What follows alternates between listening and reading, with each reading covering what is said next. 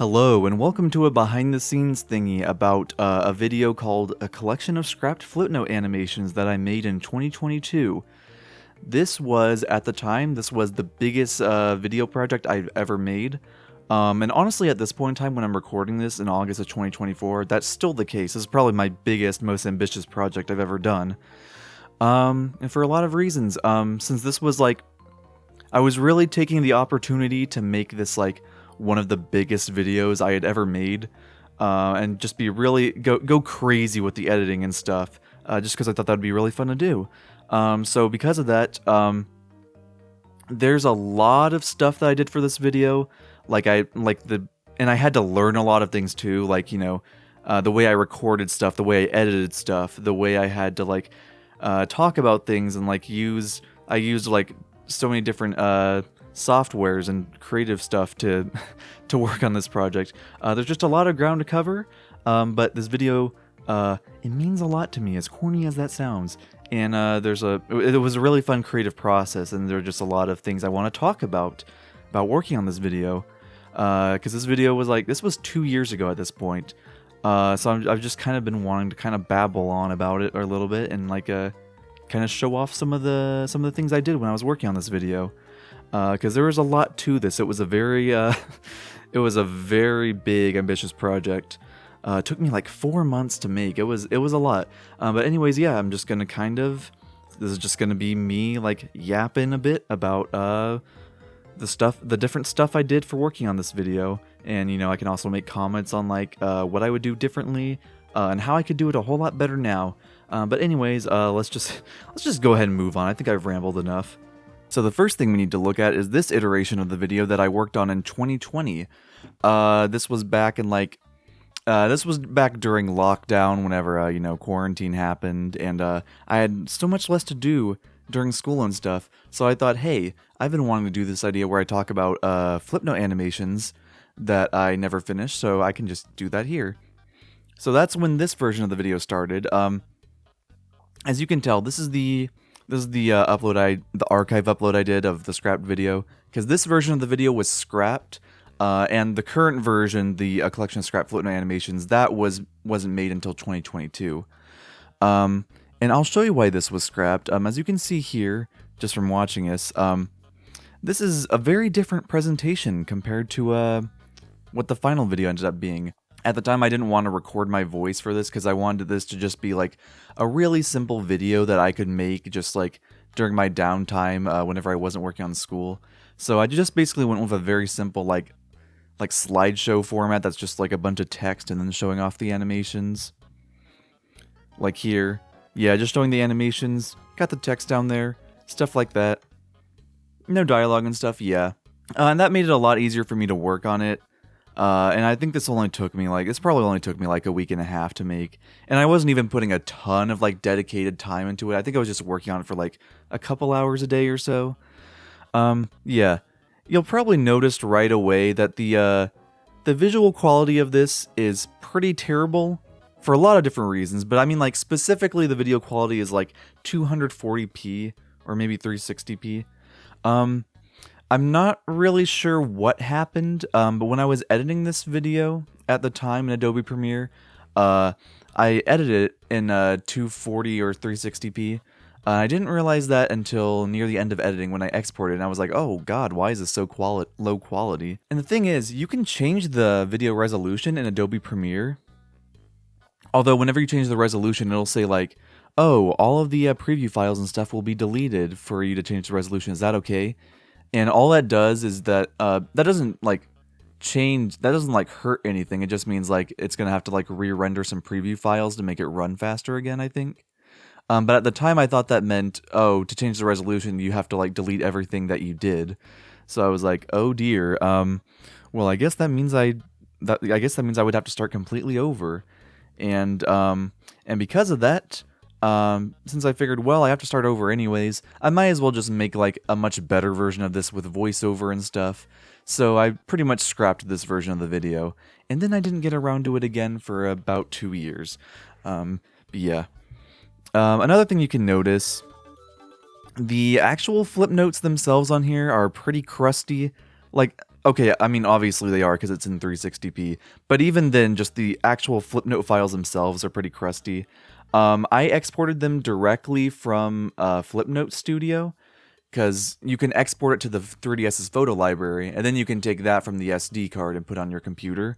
But for some reason, doing it that way just makes the quality, like, the quality's not great. There's a lot of After Effects and it's very blurry and just not very good at all. So yeah, later on for the 2020 version of the video, the final version of the video, I found a much better way to a much higher quality version way to do that. But I'll talk about that once we get there. One major thing about this version of the video was that if we can go to there's my old voice. Okay, yeah. So music. Obviously, since there was no voiceover for this video, I had to use just background music to fill the void. But that leaves the problem of, since there's no voiceover, that means it's only going to be the background music in the background. So I was really careful with my background music choices because I was definitely worried about getting like copyright claims or strikes on the video because of the music. So I was very cautious on what I use. Like, I use stuff like the Undertale soundtrack because Toby Fox is pretty cool with people using his music as background music. But then there's stuff like for Cardboard Crunchies, where I would use, like, I used a lot of Silva Gunner remixes, which those are those versions of the songs where it'll be like, oh, Bone Trestle, but, you know, someone edited the melody to make it sound like the Gummy Bear theme song. And it's pretty great. A better example would be for Ponyville, where that is not Ponyville. Ponyville, where it's the new Super Mario Bros. Theme, but it's the funny Silva Gunner remix where it sounds like Flintstones. And yeah, that's because I wanted to use like the new Super Mario Bros. Music because I felt like it fit Ponyville, but I was worried about getting like copyright from Nintendo or something, so I just used the Silva Gunner remix. That way I didn't have to worry about that because they're cool with their music being used as long as there's credit. But yeah, that's a fun little quirk about this video. Obviously, did not have to worry about that in the later version of the video I made because I had voiceover, so I just used the original tracks anyways because they sounded better. But, you know, influence from this video, the background music I use here did influence what I would eventually use in the final video. Like, I still use New Super Mario Bros. Music for this Ponyville segment. I believe there's some, like, obviously for Battle Royale Ultra, I use the Mario vs. Sonic theme. And I believe, yeah, and the WarioWare DIY music I used for the Wario segment, I just used the original version in the final video of, yeah.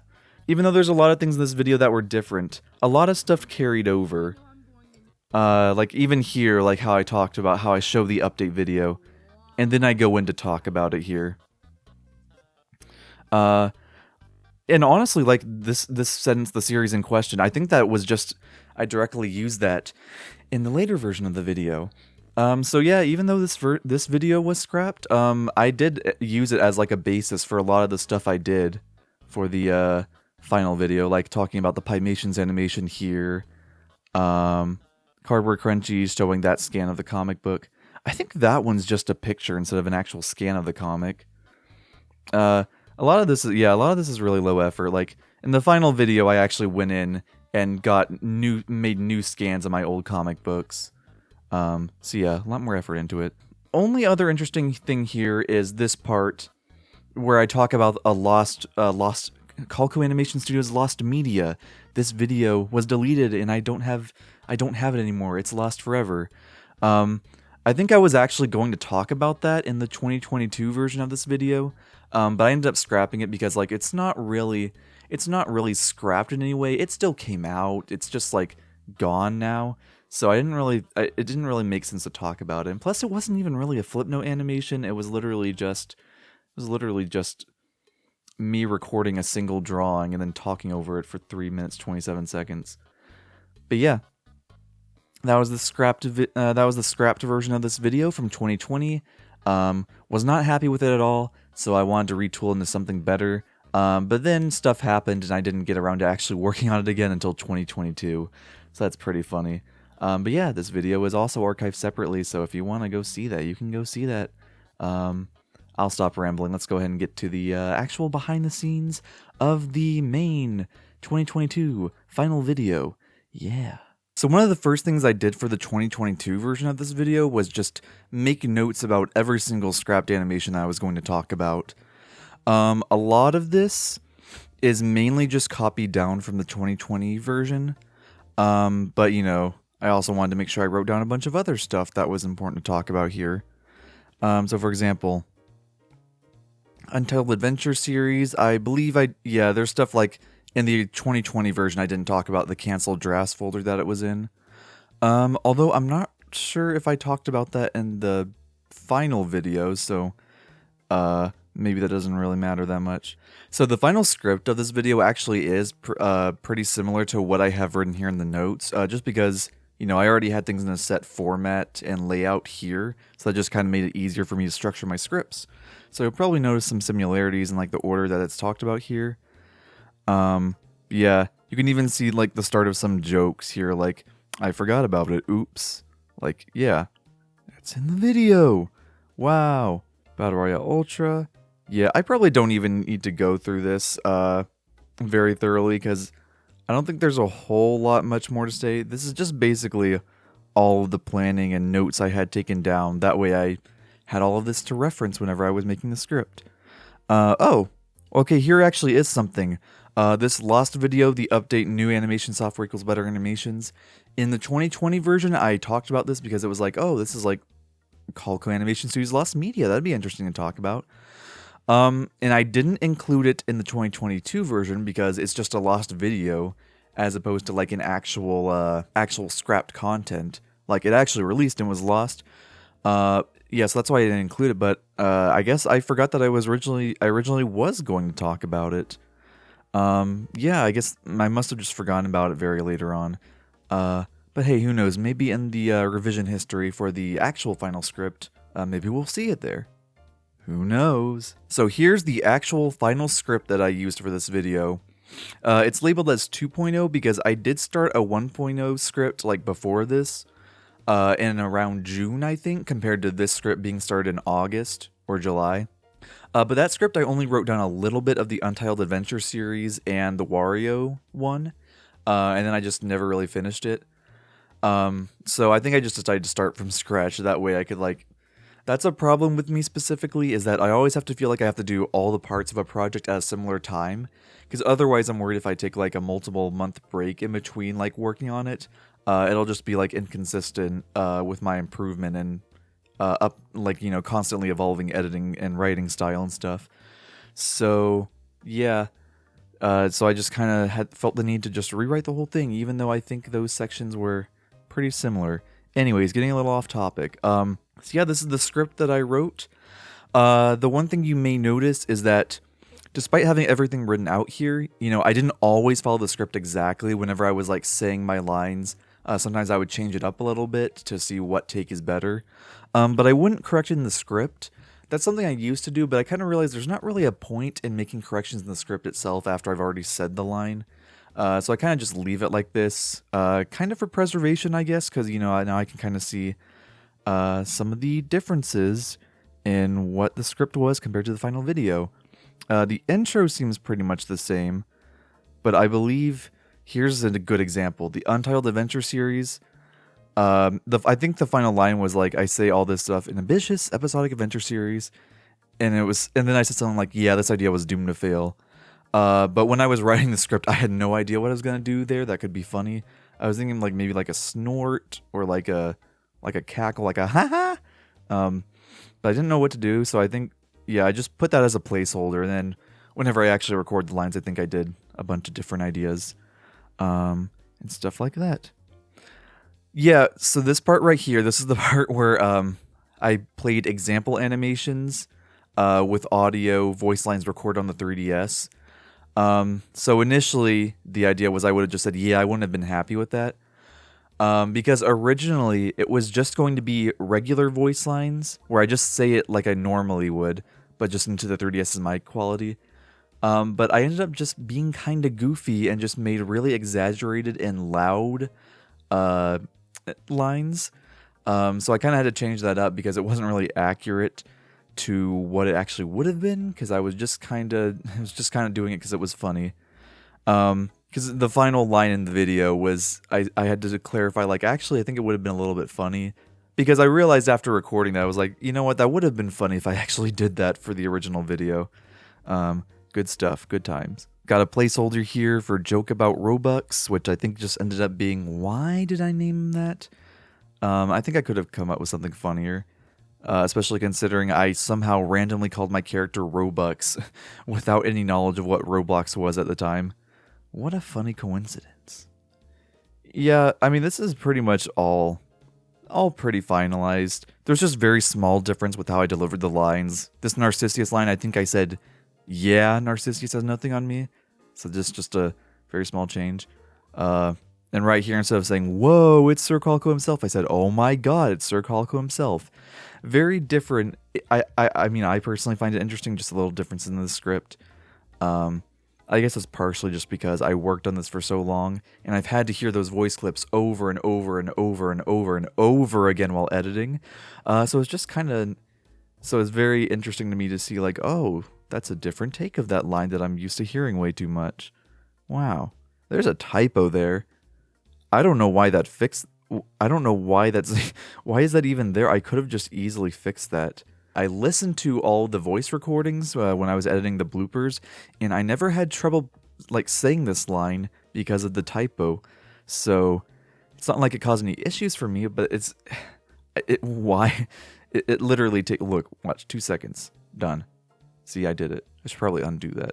Yeah, I mean, like, I don't know if there's a lot more I can add on to this, at least for the finalized script. Well, there is this part at the end where I didn't know how long the video was going to be, so I just kind of put that there. I believe when I was actually recording the script, I just said, like, and there you go, that's 40 minutes of your life, just as a placeholder. And then the final video, I just recorded, like, the actual number. Yeah. But anyways, I want to look at the actual version history of this video, and maybe see what some of the earlier versions of the script have looked like. Because I have not looked through this in a long time. Is it really just... Did I do this all in one day? Wait, I'm so confused. Is this... Am I doing something wrong? Wait, it's not saying it's not saying I wrote all of this in one... Hang on a sec. Okay, there we go. Apparently all I had to do was just open up one of the version histories and then the rest of it loaded in. That's bizarre. But how far back does this go? I believe I started this in like mid-July. Or maybe early July, and then I got distracted by the Sans Meets Bill cipher behind the scenes for the rest of the month. Oh, wow, no, it skips around June, then I did some in July. And yeah, right around here, I think that's when I spent like a week or two on the Sans Meets Bill cipher behind the scenes. But let's see what it looked like. So the first day I started scripting this was June 29th. Let's see how this looks like. This is a little scripting quirk I have where, like, whenever I'm scripting something, I'll write like a part of a certain thing, and then I just kind of lose interest, or maybe I get really interested in working on another part, so I start scripting that instead, and then I'll put down, like, you know, placeholder slots for other sections, like where they would go in the video, but not actually write them. Then I move on to another section. ADHD sucks. But let's see. These are definitely very similar to what I actually say in the final video. There's just not a lot of substance here. Except this first line, this is completely different. Actually, this might be exactly this. I think this is exactly the same as what I say in the original video. So that was pretty much final. And then for extras, yeah, well, this is pretty much, okay, so that wasn't very exciting to look at. But let's look at how it was before Sans Meets Bill cipher.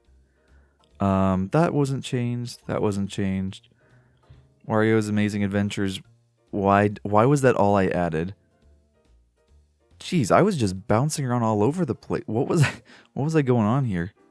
And apparently one of the first things I scripted was this ending extra section. I would always, whenever I write scripts, and this is a problem I've had that I need to work on, whenever it's like something complicated that I have to go into a lot of detail about, like Battle Royale Ultra, I just kind of end up putting that off till the end. Just because it's like the amount of work I know it'll take is a little overwhelming to me, which sucks. I've been working on that. and I've been getting better, but, you know, back in 2022, I was still struggling a little bit. Yeah. New Super Mario Bros. Wii, when I talk about it here, I guess I never originally didn't plan to elaborate on him, and I was just going to make a joke about, like, yep, that's his actual name. But I kind of felt the need to explain that and elaborate on it.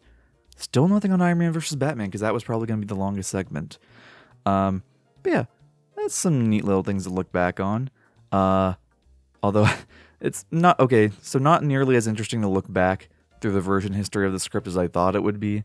But I guess it's because I had a pretty clear vision in mind for what I wanted to do for the script for this video, since I had the idea in my head for like 2 years.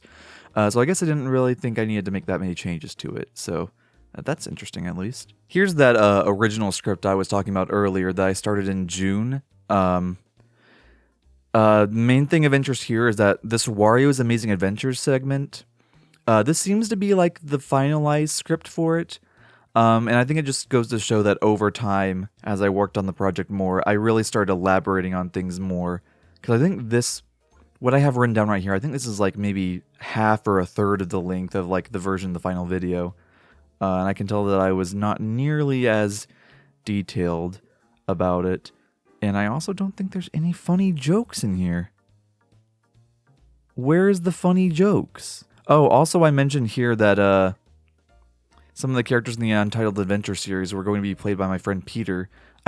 I genuinely don't know why I didn't include that in the final video. That's somewhat of an important detail to talk about.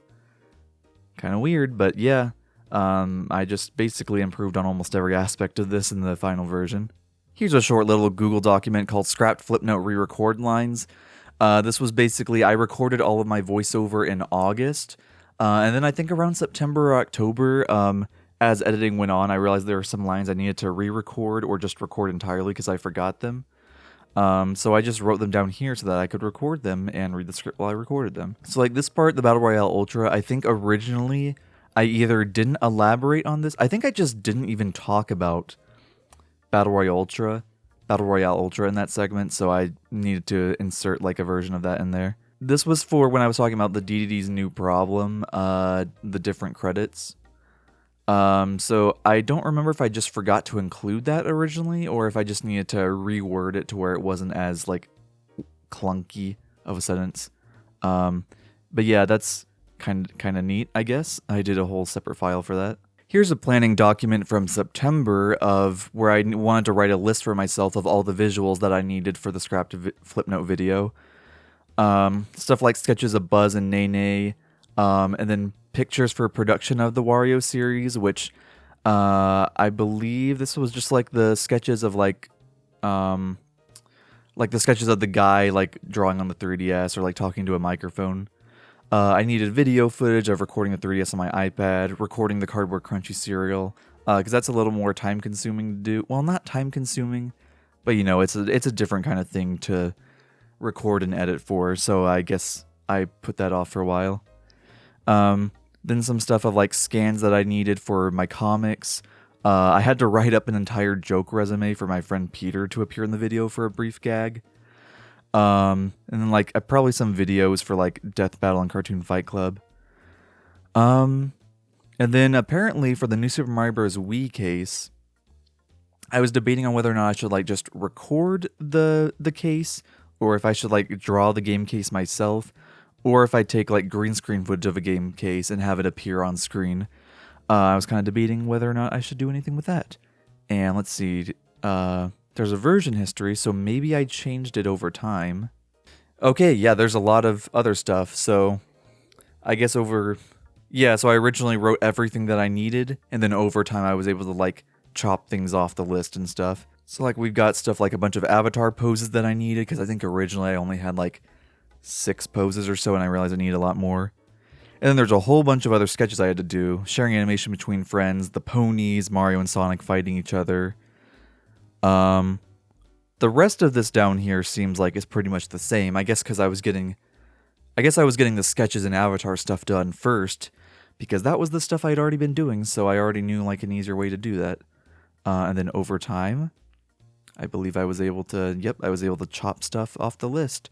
Now I'm looking at this, apparently apparently the first thing I was able to chop off the list was stuff in the other section, which I just said everything looked the same. Cool. Now I look like a buffoon. Yeah, apparently I got a lot of progress done on September 19th. Good for me. This is interesting. This is a document of stuff to fix for the Scrap Flipnote video. And based on what it's the stuff that's listed here, this was probably near...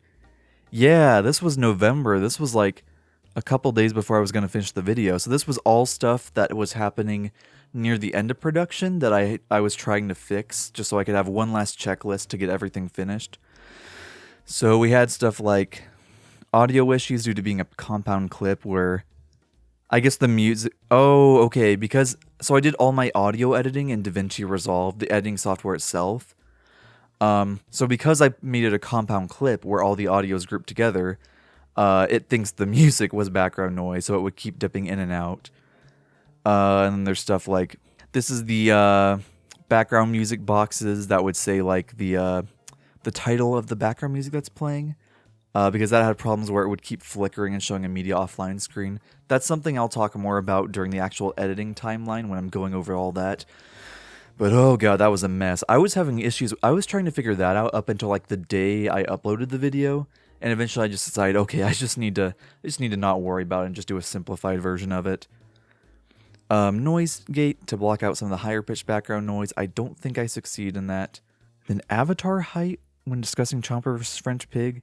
I think I tried to keep like the height and positioning of my avatar consistent throughout the whole thing. So maybe in that part it was just a little bit smaller than it should have been. I don't know why that would have been the case, but yeah. And then I remember this was annoying. Near the very end of production, I had to go to every single individual flip note to make sure the cropping for them is good. Because whenever you don't do the cropping right, there would be like just slight little lines that would show up. And then I would have to, it just looks bad, so I'd have to go in and fix it. So I wanted to just go ahead, double check every single one. That way I don't have to, that way it's not like, oh, I'm just now realizing that this one actually has that, oh no. So now I want to talk about how I recorded the audio for this video and the, like the equipment I used, the recording environment I had, stuff like that. It was bad. It was really bad. The audio in this video was pretty awful. Right now, I'm lucky that, over time I've been able to, I have a laptop. I bought a microphone and an actual pop filter so that like I have an actual good mic, and I've got like, I'm just recording in my room. I've got blankets on the walls to kind of like cushion the sound a little bit. So the audio sounds significantly better. But back then I was just working with what I had at the time, which was my phone and my Apple headphones. The ones that you just plug into the bottom, and it's got that little mic thing on the right earbud. And it was not great. So my previous attempts for recording voiceover for like my school projects and some of my earliest archives, I would just record it in my dad's car, because I thought, okay, when you're recording voiceover, you've got to have things in like a very enclosed environment, and also a very quiet environment.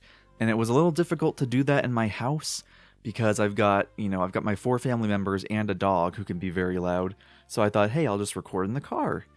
But whenever I did that, the problem was obviously, it gets very hot in the car when it's not turned on. So it was very painful to record. But also the cars are like, honestly, not that good of a recording space. They're just there's too little space in there. So your voice is going to feel really like boxed in, and like, there's not going to be like much depth to it. It's just going to sound like really weird.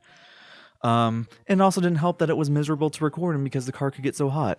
So I decided for this video, even if the audio sounded a little bit worse, I was just going to record it in my closet. Because I thought, okay, I didn't realize like the enclosed space thing at the time. So I was just like, okay, my closet is another enclosed space thing. So I'll just do that instead and record in there. But I did try to soundproof it as best as I could. I've got some actual footage I have from like right when I finished recording my last lines for it. But I would put like blankets on the walls and hang that up from the like shelves I have at the top of my closet. Hang those on the walls. And then I have like a box drawer things.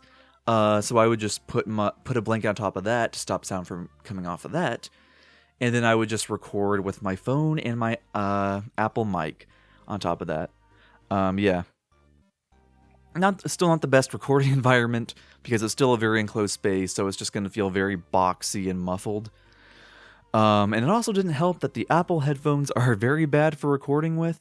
They are super sensitive when it comes to like recording stuff, so it would just pick up any little like me touching the mic and cracking it or like squeaking my chair. It got so much background noise. It sounded so bad. To the point where when I finished recording it, I had to I was really unhappy with how it sounded in the editing software, so I had to spend so much time learning like audio editing and stuff like how to remove background noise, how to use the equalizer and stuff like that. So that was not a fun experience, but the final version, it sounded a little bit better, but it still sounded pretty badly, or pretty bad. I can't speak. Yeah. And then for recording it, I just used the Voice Memos app. Because, it's kind of the whole point of the app is just recording stuff. And it sounded like it was slightly better quality to me than like just like recording from my camera.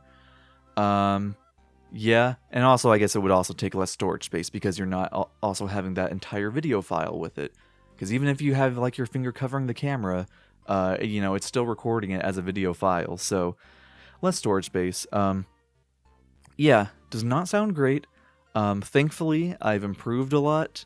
Some of that improvement is just like technicalities, like, you've got a better mic, of course it's going to sound better. But, I think I've also improved in my, like, layout and, like, how I record things now, stuff like that. But yeah, it was definitely I'll say it's a step up from recording in the car. At least I didn't feel miserable during that, but it just was not great. Alright, so now let's look through all the drawings and sketches that I did in Flipnote Studio for this video. If it wasn't already obvious, yes, I drew everything in that video in Flipnote because, duh, it just makes sense thematically.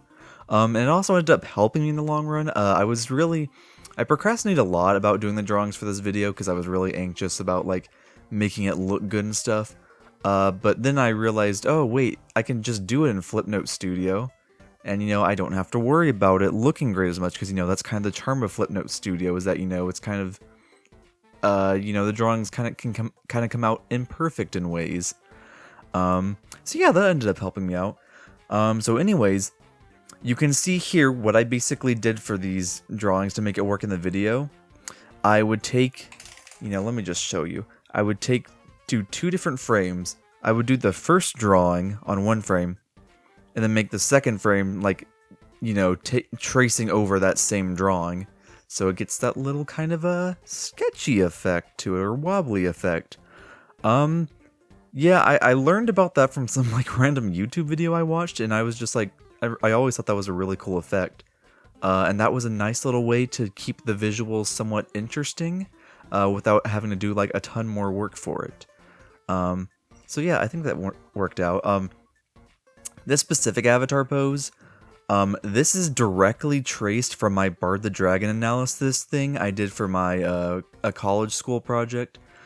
And I was just really happy with how that drawing turned out, because I felt like I nailed the proportions I was wanting to try to go for. Because I always kind of struggled with getting, like, proportions right on my characters, because of the way I drew. I always just kind of drew them and didn't really, like, bother to get proportions right. But, for this video, since I'm wanting to improve myself in a lot of ways and improve my art, I wanted to have something that looked consistently decent.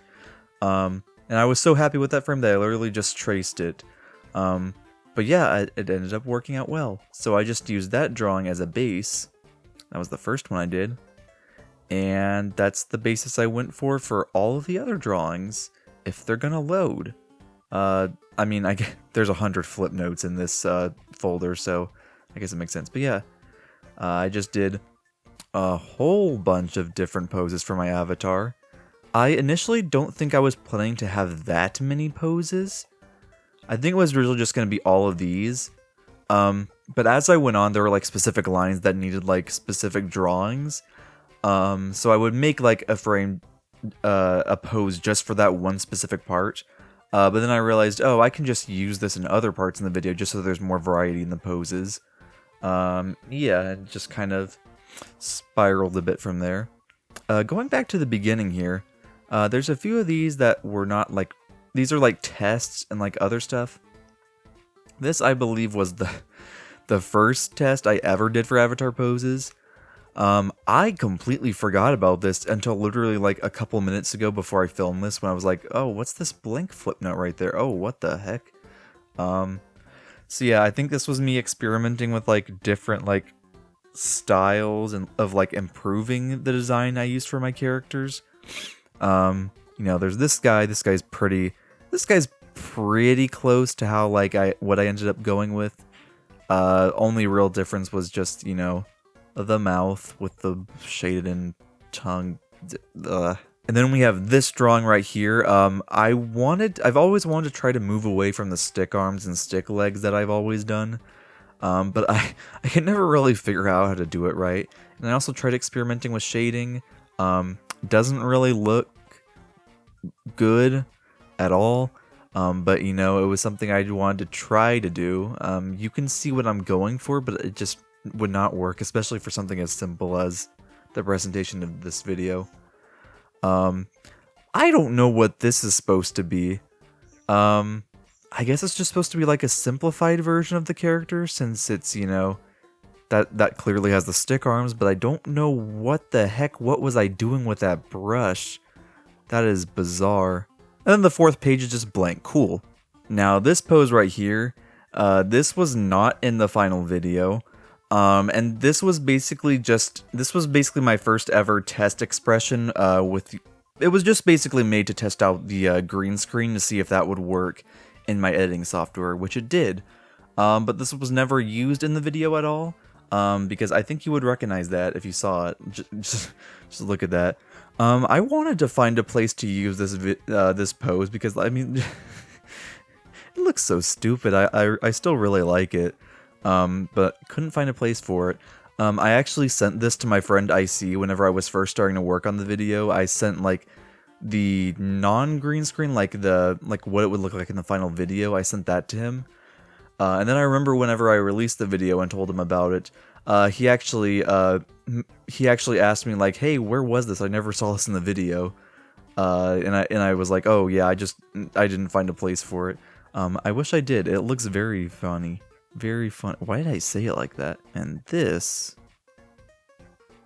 what the heck is this supposed to be? Did I just draw a circle and then give up? What? And this pose right here, I presume was a test of the wiggly effect to see if I could get that to look good. And what do you know? I figured out how to make it work. Admittedly, the legs look a little bit weird when they're not moving at all, but I believe for the other poses, I fixed that. Yeah, and they move a little bit, so it's a little less weird. But yeah. So now over here, we have these little sketch things. And I realized when I was working on the video, there were a lot of times I would need to like draw visuals for things to like better represent what I'm talking about. And I figured, you know, that would take a lot of work. So one thing I decided early on to do was to just do, whenever I wanted to like draw other visuals, I would just make these crude little sketches that are like purposefully crude, because not only does that make it a little bit like charming and add some like comedic value to it, but it also means I didn't have to put as much effort into doing all these drawings, because I believe in total there were probably around 100 different sketches I had to do. And technically that would be over like 200 different drawings, because for each one I would have to like trace over it to get the wiggly effect. So that was a nightmare. But you know, that's why I did it this way, because not only does it add a little bit of charm to it, but you know, it's also time effective, which was good because this project took forever. But yeah, this is the guy from the Untitled Adventure series. That's what he's doing there. There's this stupid looking wizard guy. That's fun. I haven't looked back at these like original drawing files in a while, so I'm not sure what I'm going to expect. Here's some more avatar poses I started doing as I like started fleshing out the video through editing. The Chomper? What is... minor drawing error. Boo! Boo! Alright, we got the French pig, of course. Professor Reynard. These Wario drawings are probably some of my favorite ones. I just kind of went a little bit crazy with them. I don't know why I did these Wario drawings, and then I did the Ponyville drawings, and then I guess I really did these a lot out of order. That's really weird. Or maybe this is just the order I saved them into the Flipnote folder. I don't really know for sure. But yeah, beautiful pony drawing, beautiful. More Ponyville stuff. That's stupid. Okay, yeah, this is part of the joke. This is the drawing from the joke where like the Ponyville is a brainwash video. I think the joke doesn't quite work as well. This is the one example where I probably should have put more time into the sketch. Because the TV is so lopsided like this, it doesn't look as good whenever I put the Ponyville thing in the middle here to make it look like it's a brainwashing video because it doesn't fit in the TV. Yeah, I wish I'd put a little more effort into that. Yes, that is the Family Guy death pose. That was 100% intentional. I thought it was funny. Ian from Atow. We got a bunch of stuff in here. Wow, finally, a Mario figure. One of the things I was definitely way too ambitious about in this project is just, I would put so much extra effort and jokes into like just the dumbest things. Like this is just a brief 1-second clip where I talk about an Amiibo review show that could potentially happen. I drew all this. I drew the guy, I drew the Mario figure, and then funny text. Which, doing the wiggly effect with text and having to trace over the letters, not only to make that wiggly effect, but you also have to make sure it looks readable when it's wiggling like that. It's awful. Pain. I hated that. Why did I do that? What else do we got here? Mario? Evil? That's a great joke. Oh, this sucked to draw. I remember this. I had to figure out how to cram all the detail like that into the drawing like that. Ugh, terrible. But yeah, this one right here, I remember this. This is the scene where he's missing an arm because that's where I decided to have like an extremely realistic thumb as his arm, and that was just literally just a picture of my thumb. I believe it was that one, right? No, it has to be later on. But yeah, I just took a picture of my thumb with Flipnote Studios camera feature, and I just I did that. I think that looked really funny. That's one of my favorite jokes from the video. Oh god, the coin letters. I had to draw the individual coins and then paste it into the different words. I mean, letters. Oh, that sucked. I don't want to talk about that one right now. This was funny. If it wasn't obvious, this is just me purposefully tracing a previous pose, this one poorly. I think I did it with my left hand just so it wouldn't be as good. I'm pretty sure that's what I did there, but that was fun. There's the realistic thumb I was talking about. And I even went through the effort of like getting that wavy effect by taking 2 separate pictures of my thumb and editing it for this. It also sucks because I had to like color in the background there to get all the pixels out of the way, which was annoying. Why are these not... I'm so confused. Why are these not... Oh, what? Wait, what is going on in this file? Okay, that's the original pose that I traced over from the Bard analysis. I barely even remember that drawing. Oh! This is the actual Flipnote file where I did all the avatar poses. That way I could have them all in one document so I could like trace over everything properly.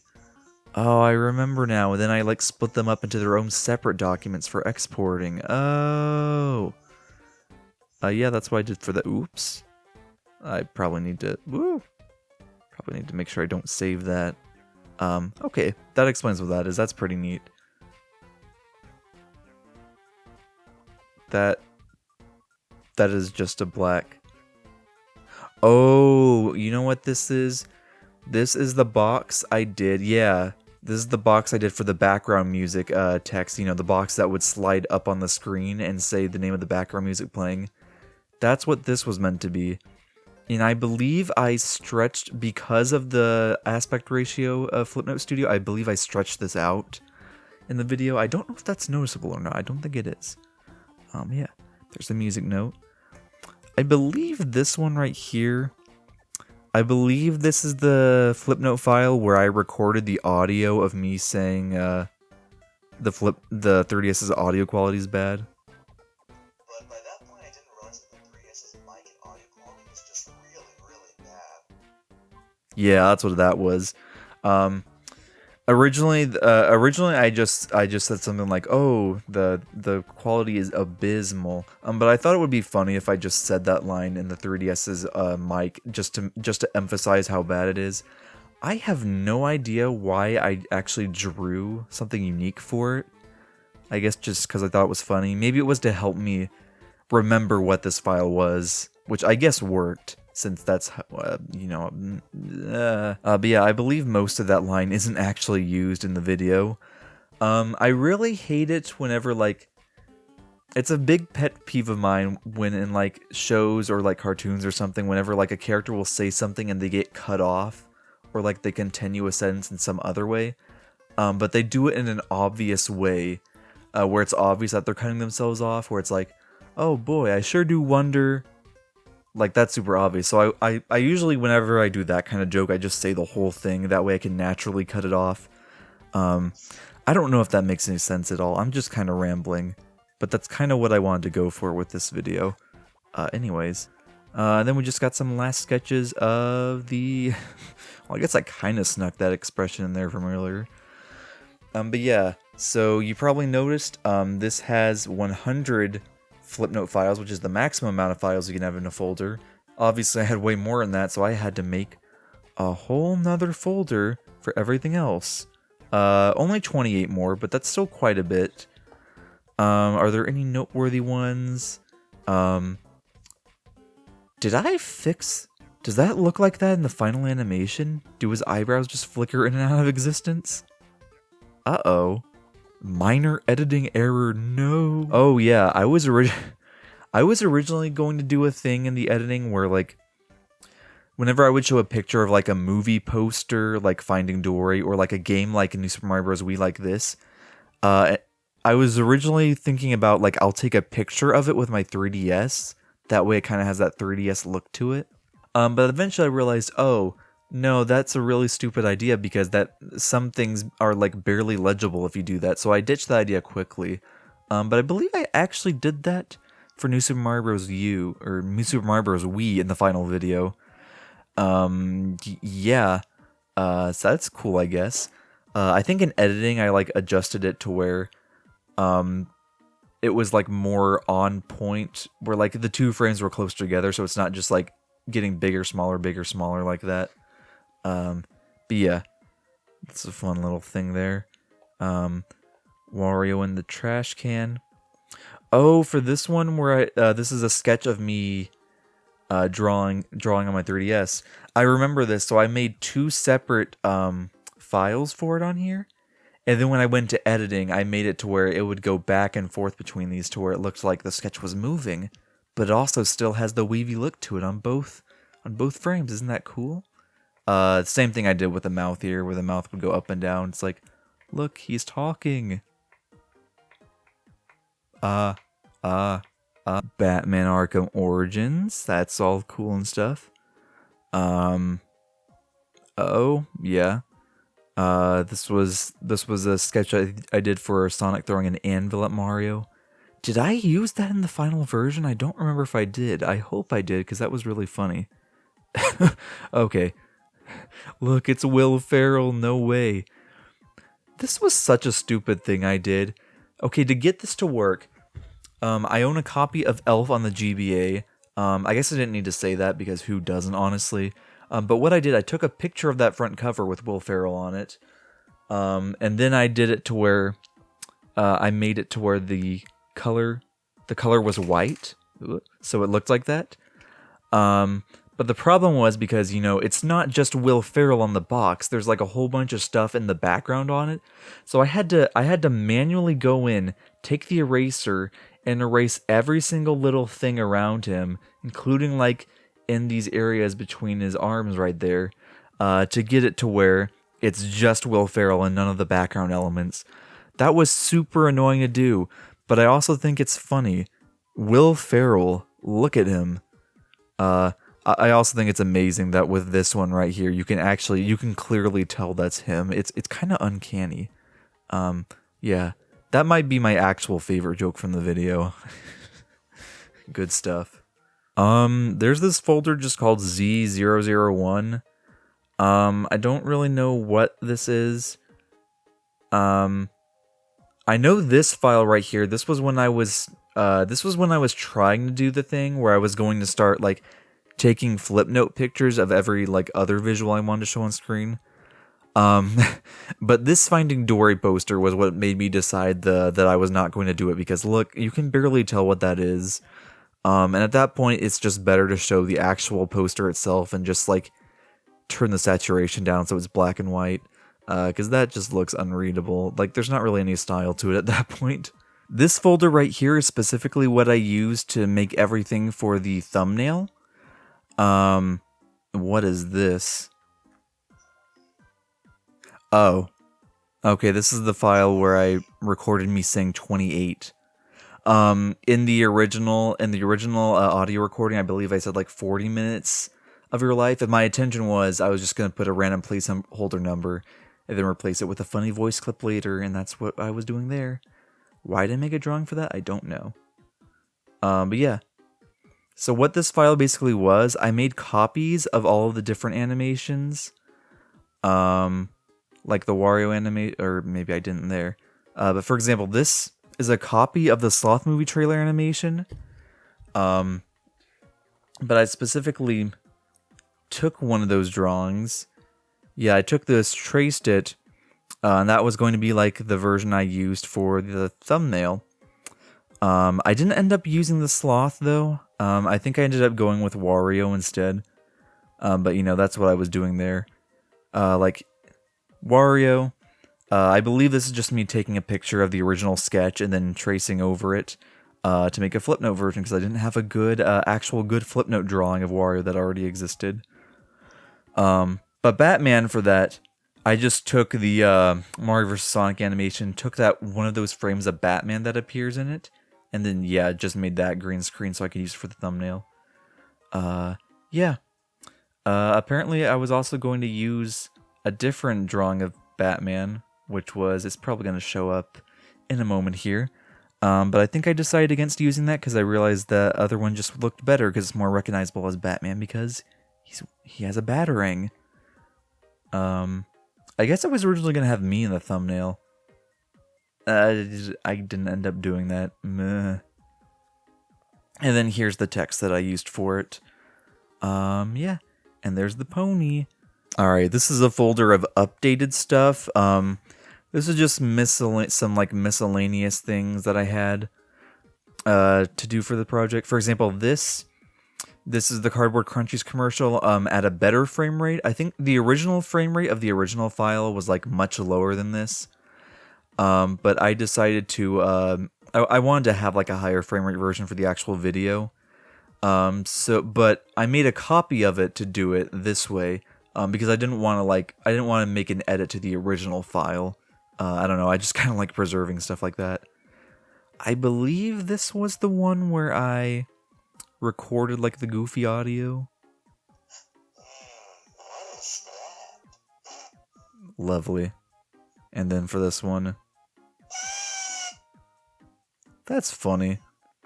We can go into here and actually hear the original sounds that were used for this. Yeah, that's literally just me making a whistle noise into my 3DS. I don't think you hear that end part in the actual final version, because it doesn't last that long. Yeah, what's this? The gasp, but mm-hmm. Yeah.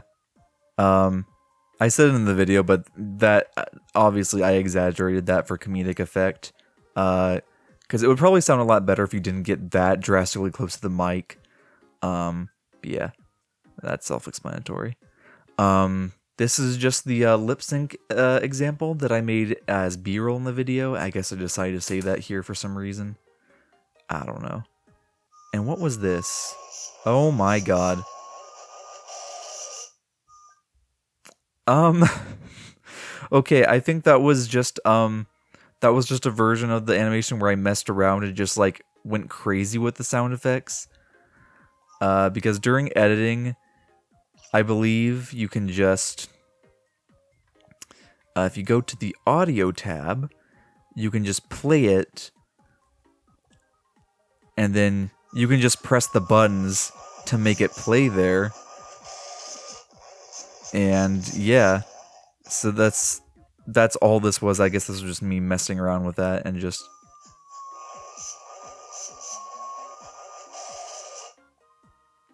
cool. Funny moments. I think I was losing my sanity by the point I did that. Oh, look, it looks like I recorded an extra little sound file for this one. I wonder what it sounds like.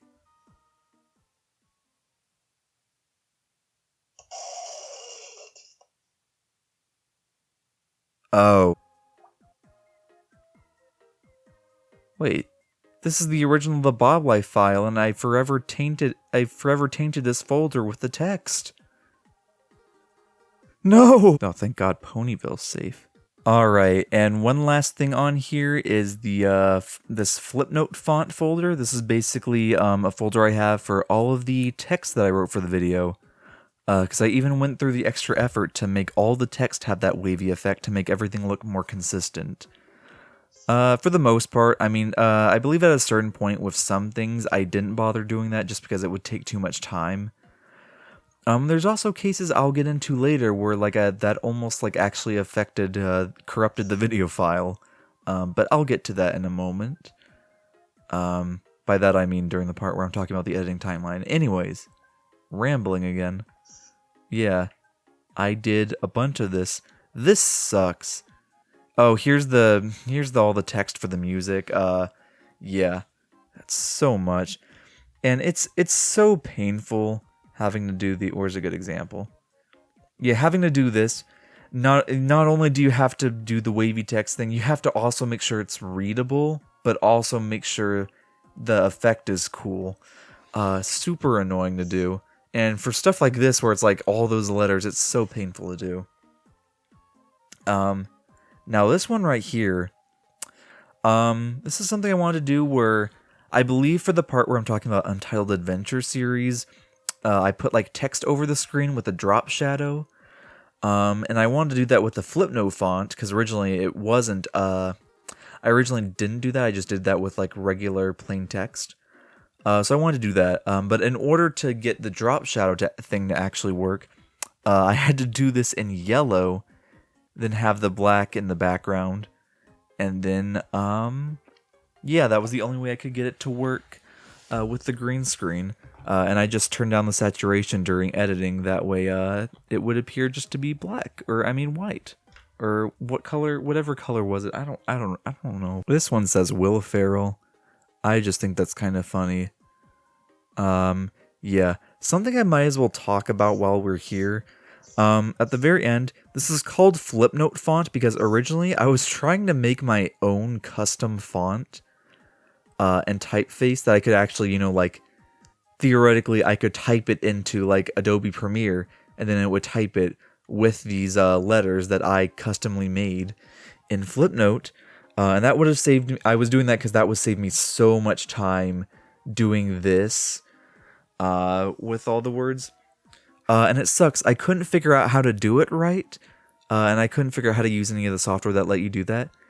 And that really sucks because, look, I went through all the effort of making all the letters, all the lowercase letters too, and numbers, and some like exclamation marks and punctuation stuff.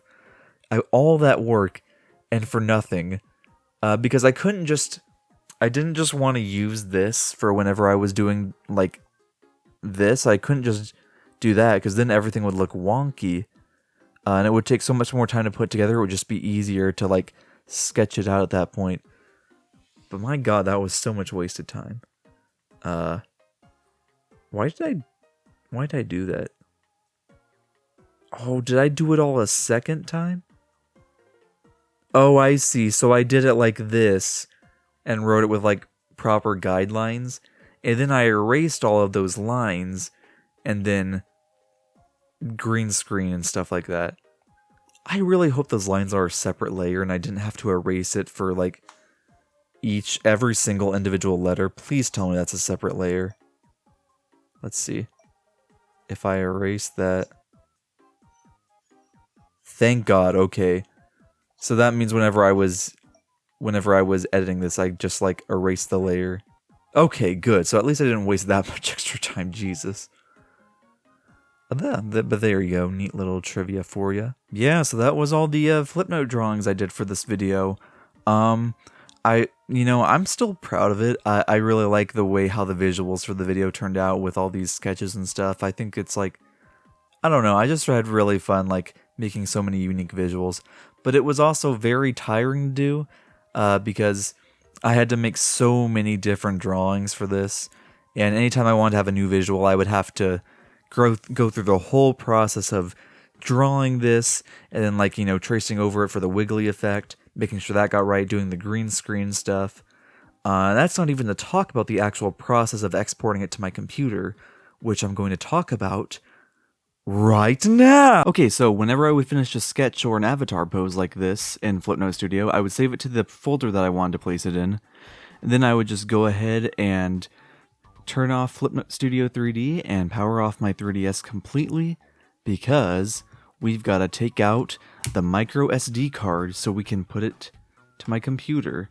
So the screws, I lost the screws on the back of my 3DS, so I'm just able to take it off freely like that now. And here's the micro SD card. If I can get it out, there we go. So then what we're going to need to do is we've got this little SD card thingy that can attach to my computer. But it's a micro USB card, so we've got to get a micro SD adapter, put it in there, and now it'll show up on my computer. And that is just the first of several steps. Alright, so now on my laptop, I've got this pulled up, a folder for a USB drive, and this is my 3DS's SD card. And so for the 3DS, what you have to do, you have to go to Private, then 3DS, and then App, and then JKZE. That is my Flipnote Studio files. So you gotta go in there, and then choose I gotta find whichever folder it was. For this specific one, I put it under Z001 as just an example. So you open that up, and then find the one that you're looking for. It can be kind of a pain to do this. Usually I sorted by the date modified, and then I got this one. So this one was edited today as I'm recording this, and that's the one I used as a test example.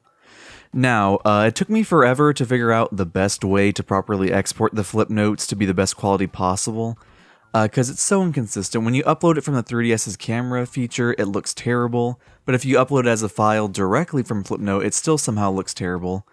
So the only way I could figure out how to work after a ton of research was there's a website that's called like, what is it? Flipnote I just had, there it is. Flipnoterakujira.jp.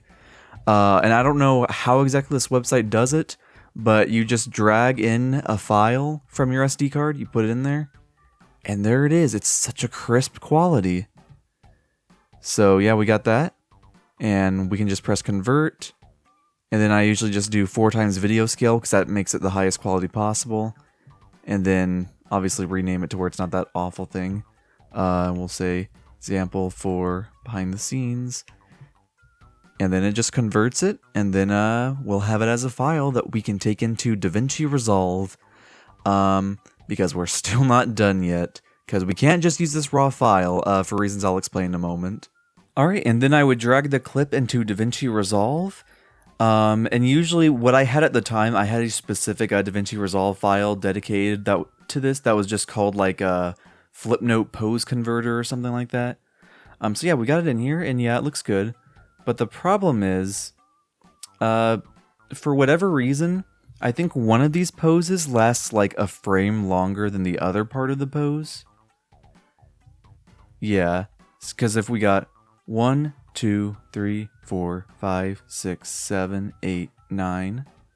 So that was 8 actually. and then 1, 2, 3, 4, 5, 6, 7. And then that frame, that last frame, so it's 7 frames on one, 8 on the other. And so what I would do is I would go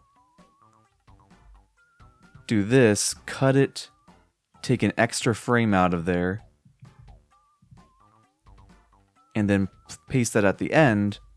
That way it's a full loop. Because otherwise, if you loop it like that, whenever one is a frame shorter, it just looks slightly off while editing. But yeah. And this isn't going to be like the finalized version of the animation, because if I just did that, it would just be like, as you can see here, 16 milliseconds long. So you want to make sure I had to copy it and then paste it multiple times. I believe I did it to where it was like 5 seconds or something like that. And then that way, whenever I paste it into like the actual final project, it'd be 5 seconds long. So that way I don't have to worry about making it loop over and over again. I can just put it in there and then like trim it down a little bit to make it fit into the timeline. And so there we've got our final thing. But once I would actually place it into the project, obviously I would have to green screen this. That way, the background's not there. Because that was the only, Flipnote Studio 3D does not have transparent background. So this was the only way I could get it to work like that. So what I would have to do, the way DaVinci Resolve does this is so dumb. In Adobe Premiere, you literally just put the chroma key effect onto it. And then you just select the color and boom, it's done. No, DaVinci Resolve, stupidly complicated. I'm not even sure if I'm going to remember how to do this properly, but I'm going to try. So I believe what I had to do is I had to look up chroma keyer. Then you place that to where it's in there. Then you have to, you select the color like that. And then I would adjust the color range, because you can see there's a lot of green, like, After Effects over here. And if we play that, I said play that.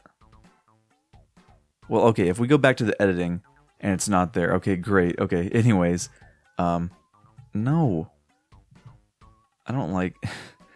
Okay, but yeah, and where'd it go? Okay, well, you know what I'm trying to do. Chroma key, select the color. And then I believe, I don't remember the exact certain number that I would use, but I believe it was around like 5 like this. And to where now, yeah, now it looks good. Although there is like some very slight green around it, and you can somewhat see that in the final video. But the problem is if you do it too much, then it starts cutting into the actual art itself. Okay, now that I'm doing that, it's actually not that noticeable at all.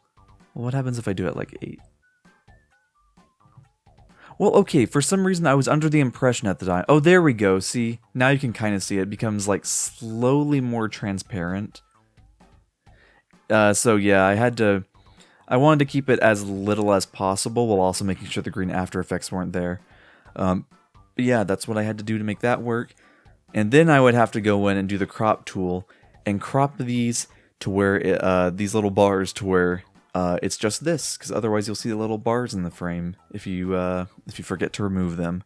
So yeah, and so now imagine having to do that and multiply that by like 150 different drawings or whatever it was that I did. And that's just for the post, and that's not including all the other editing stuff I had to do for this video. Woo! Okay, so next we're going to look through this early draft that I have saved of this video. So basically whenever I started editing this video, I just put down all the audio first, cut everything up to where it was in like the proper order that I wanted it to be in. And then for the visuals, I started out by just putting like rough visuals for like the entire video. That way I had like the very basics together. So like whether that was just like a pose like this or like, like the thing there. Just wanted to get have something there for everything. And then if I didn't have like a sketch or something ready that I needed, I would just put text placeholders like this. Just so that I would note, because I wanted to put notes there. That way I could like write down, okay, this is what I need on this part. So that way I could just scroll through the timeline and see what I would need to draw for later in the video. Unfortunately, this isn't like the actual project file. I exported like the early draft of the video, but I didn't think to save a project file for it. I swear I did, but I can't find it anywhere on my computer, so I guess I didn't. But that's what this is. And I just dragged the exported file I have into Premiere Pro so that it's easier to skim through. Because I tried, this is my second time recording this behind the scenes thing for the early draft. I tried recording it through Windows Media Player, but my recording software stopped recording it after like 19 seconds. So I spent like 8 minutes recording that and didn't even have the footage for it. So yeah. Anyways, I'm getting distracted here. So I'm basically just gonna kind of skim through this and see like some of the different things that I changed over time compared to the final version. I should probably mention this actually.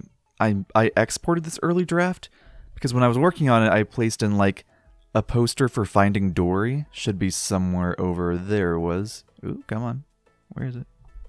Yeah. So originally I just had it like this. This is just the PNG of the poster. But I had the idea to use the Flipnote camera feature where you can use the 3DS picture to take a picture using the camera lens. And then it would like sort of recreate that with like Flipnote. Like it would make like a pixelated drawing or like a pixelated picture of it as if it looked like it was drawn in Flipnote. So I thought that would be cool to do for some of the just like PNGs like this, and it could be like, oh hey, you know, it kind of looks more like a Flipnote thing, so it's kind of stylistically like in line with the rest of the video. So I thought that would be cool. So because that was going to be such a visual change, I decided to export what I had of the video so far, the early draft of it. You know, because I wanted to have kind of like an archive of what it looked like before I made such a big visual change. And also just because since it's just such, it's my biggest, it was my biggest editing project in quite a long time. So I just kind of wanted to be able to look back and see how much I improved and changed things over time. Yeah. I should probably also mention it's in 360p because at the time I didn't have my external hard drive, so I was just trying to work with my computer's internal storage. So I exported in 360p, that way it wasn't taking nearly as much storage space. Anyways, yeah, I'm just going to kind of skim through this and see if there's any points of interest to talk about. We got just placeholders for stuff like eye squinting and confusion for like avatar poses. Oh, here's something important. Whenever I'm showing the final video, yeah, stopgap. Remove before rendering, or else. I put the yeah in the final video. There's just like a 2 seconds in between each flip note, where like once the flip note finishes, there will be like a black screen for 2 seconds, just so it can kind of sink in for you. But I put in a stopgap as a text file. That way, in the timeline itself, there's like an actual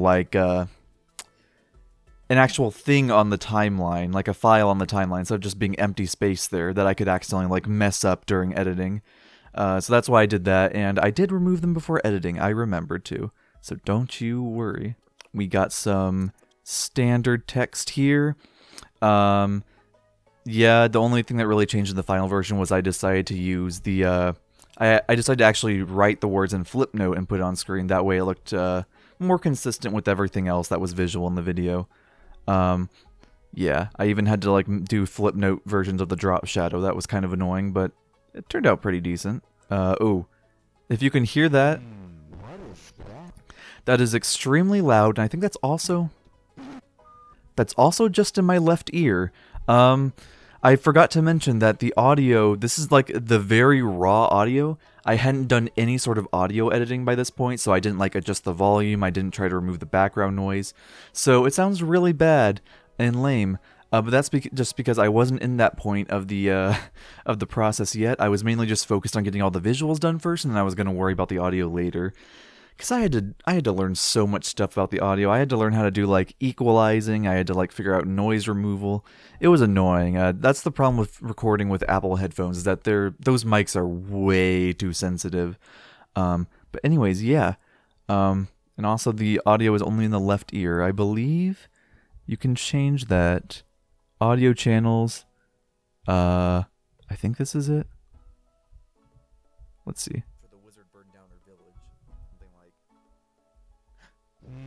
That just puts it in my right ear. Okay, I think the only way I can change that right now is if I went to the original project file, But I don't have that anymore because I guess I didn't think to save the DaVinci Resolve project file for an early draft. Oops. Anyways. Sketches and stuff, yeah. Just a placeholder for the sketches of like me and my friends doing stuff. So here's a weird little thing here where this is the part where I'm doing the sketch of the brainwashing thing. So I put the text there as a placeholder to remind me that this is where the brainwashing sketch would go. But since that scene also would have the clip of from the animation of Ponyville, I also put that in there, so it just looks kind of weird because it's just on top of the text. So it looks really bad. But again, by that point there was no point in fixing that because this was just meant to be an early draft for early on in the video. Pose. Usually at a certain point when I was working on this project, I just kind of got sick of having to write what was in each placeholder part over and over again, especially when it was just basic stuff like avatar poses. So I kind of just started losing my sanity and just writing down whatever I found funny whenever I was doing that. I know in some of my later projects, like my Scrap Sir Calco videos, I just wrote like based on whatever I was listening to on YouTube, which was like a Garden of Bonbons stream. So I was just writing like Jumbo Josh and stuff as the placeholders. Not exactly helpful for the editing process later, when you're just trying to figure out what you want to put there, and then it says like Jumbo Josh. But I'm the only one editing it, so it doesn't really matter that much. Does that say Gumbo Shrimp? Yeah, okay, there's my point exactly. I was just writing down Gumbo Shrimp. My mental state was deteriorating at this time. So I do have scans of the Colin Universe comic by this point, but not all of them because there's still some that are missing. And then I believe Hydrogen Man should be, yeah, there's no Hydrogen Man scans yet. I think I only did a scan of that one issue because I needed that for like a lot of the pictures there, but that was the only one I had done by that point. And I don't know what happened there. Okay, and we got one little thing here. I don't know what happened here. I clearly have an avatar pose there. I don't know why I just put text over and didn't fix that. Kind of silly. I think I actually did replace this with a better sketch later on of like the avatar actually having his hands on the hips. But and that's pretty much all of it. You know, not a ton, not like a ton of differences, but I just thought it would be kind of fun to look back through. I mean, there's definitely other differences as well. I have that draft actually uploaded separately, so go check that out if you want to watch the full thing for some reason. But anyways, we're gonna move on, because because now we got to get into the actual editing timeline. This was all just relatively simple stuff, but the actual final editing timeline, that's a doozy. I think the recording for me talking about that was like an hour and a half long, so prepare for a lot of yapping. Alright, and here's the full editing timeline of the video. Oh god, yeah, as you can tell, this was a very exhausting video to edit. There's so much stuff, and I mean, like, I've improved a lot since then, so, like, obviously, you know, this isn't as optimized as it could be, but this is still a lot of stuff. Because this is so much, I had so much problems exporting the final video whenever it was done, just because of how much stuff was in it. So what I had to do is I had to like select everything and then like group it together in like a media pool. That way it was easier for it to render. Yeah, so that's how I found it whenever I opened up the file earlier, and I had to like open it up and all of this. So yeah, it's a lot. So let's just take a look through all of this. I haven't looked through this editing timeline since I finished the video, because obviously this was like a 3-month project, so I didn't really want to touch it for a while. But yeah, here's this first part. Oh, hey, hello, Mr. Placeholder Avatar Design here. Yeah, so I should probably mention right now that even this new laptop I have that's pretty powerful, it does not seem to run the playback that well here. Like, there's like so many frame rate drops and lagging with it. I thought it was just a thing with DaVinci Resolve, and maybe it was like super complicated to run on my previous computer, but no, it's having the same problems here. I did everything I could. I changed the playback resolution. I tried generating some optimized media to make it like run better. But no, I don't know if it's something I'm doing wrong or if DaVinci Resolve just kind of like has trouble like running this much stuff. But yeah, I don't know. I have no idea how I edited the original video on a Surface Pro laptop. That thing is not meant for video editing. I don't know how I was able to run this if like this laptop isn't running it. Anyways, I'm yapping. Here's the very first scene. Oh, hey, hello, Mr. Placeholder Avatar Design here. Yeah, I've had to hear that line so many times when editing this video and rewatching the exports to make sure everything's good. I kind of got sick of it. This specific scene I also used as a test for experimenting with the audio, because the original audio was recorded on my Apple headphones and it did not sound that great. And you can see if we zoom in here. Yeah, I had to do like manual audio adjustments for like the peaks in the audio, because for some reason the Apple headphones just will like make really loud clicking sounds out of nowhere. I think it just has like really high sensitivity or something, but yeah. So I believe if we go into this, and if we turn that up, not that much, God, not that much. There'll probably be a big pop there. Oh, hey. Never mind, that sounded normal. But yeah, that's what I did. I had to go and manually do keyframes for every single like absurdly loud part. That was fun. And while we're at it, I also had to teach myself how to do audio equalizing for the voiceover to make it sound good, like to remove the background noise and like make my voice just generally sound better, because audio was kind of crap. So I haven't looked at what the equalizer has looked like since then, because I've learned a lot about it since then, so I wonder how it looks now. Let's see.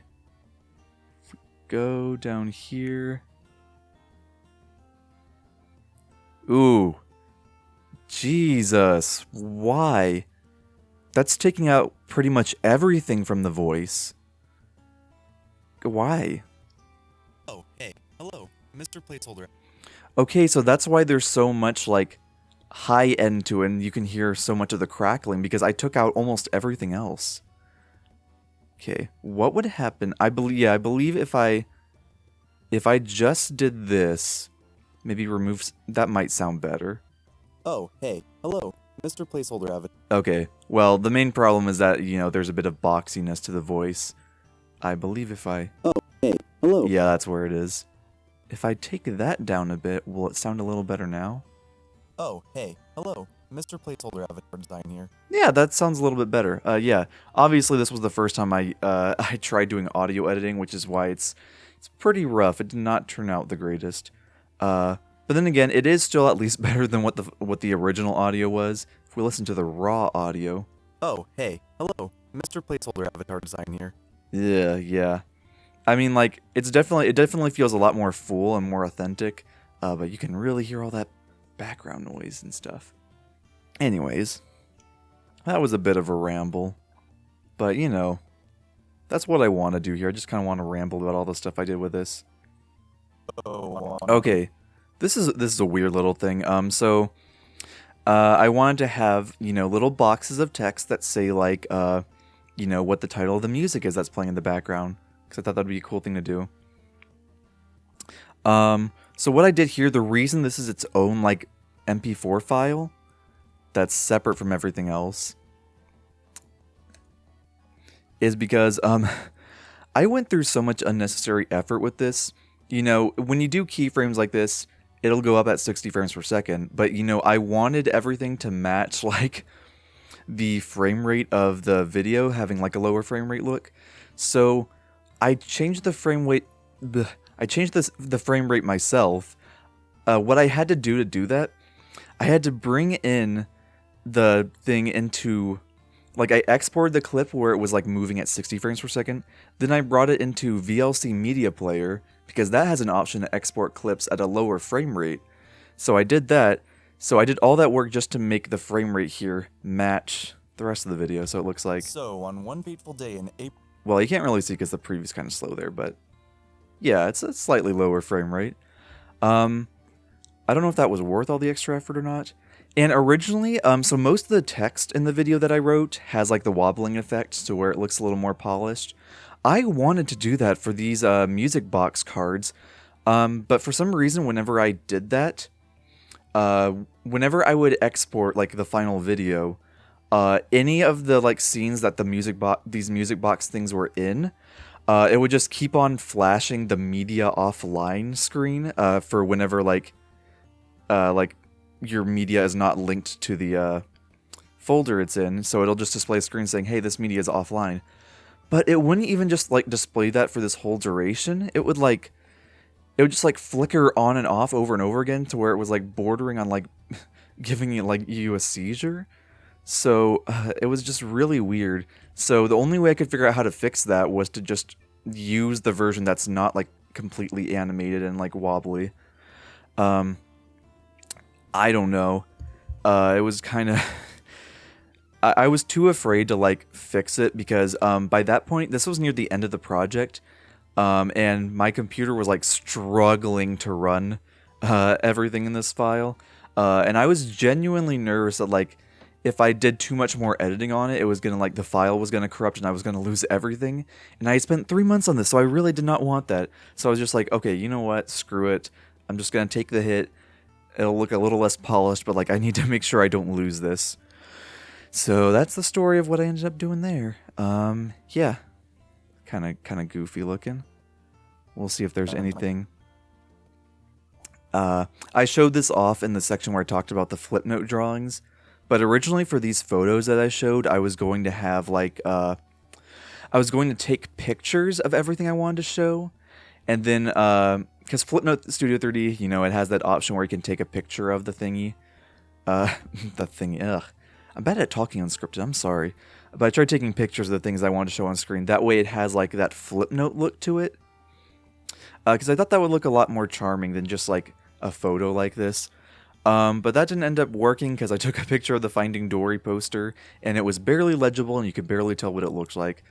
So that would have been a cool thing to do, but this was just a much more reasonable idea. I just took the picture and I just turned the saturation down to where it's black and white. And that looks a little more reasonable.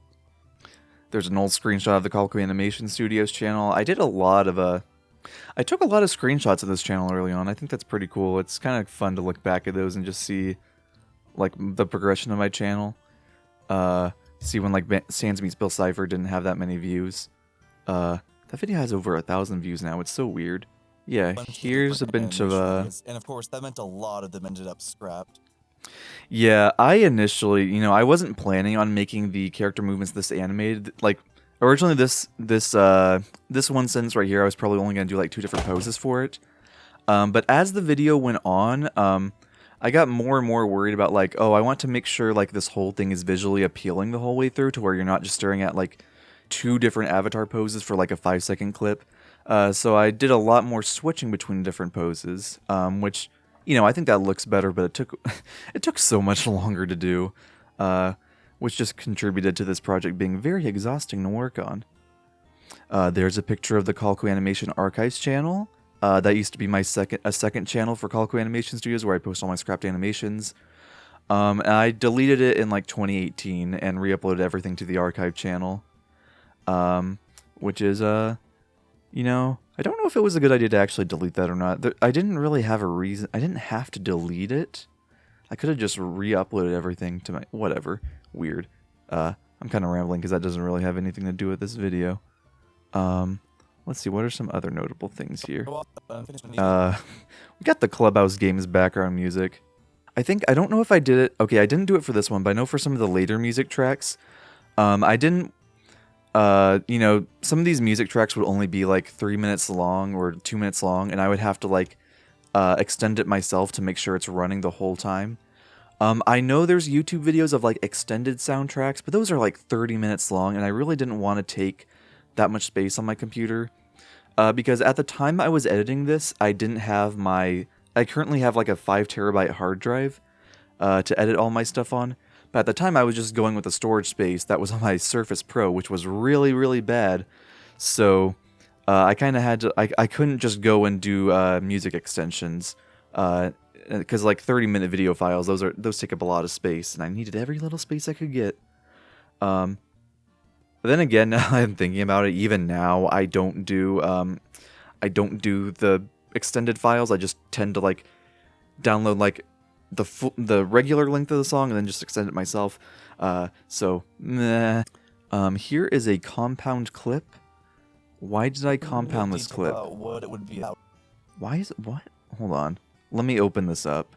Oh, I guess maybe the original video clip I did for the pointing was only like 2 seconds long, so I had to extend it like this. Okay, that's weird. I don't know why I didn't just change that. Weird. How do I go back to the timeline? This is a classic clip. Sound good? Alright, because here comes the first one. Yeah, so because of how loud that last part is, I cut the audio track in half. That way I could turn down the volume on the second part, the really loud part, was here comes the first one.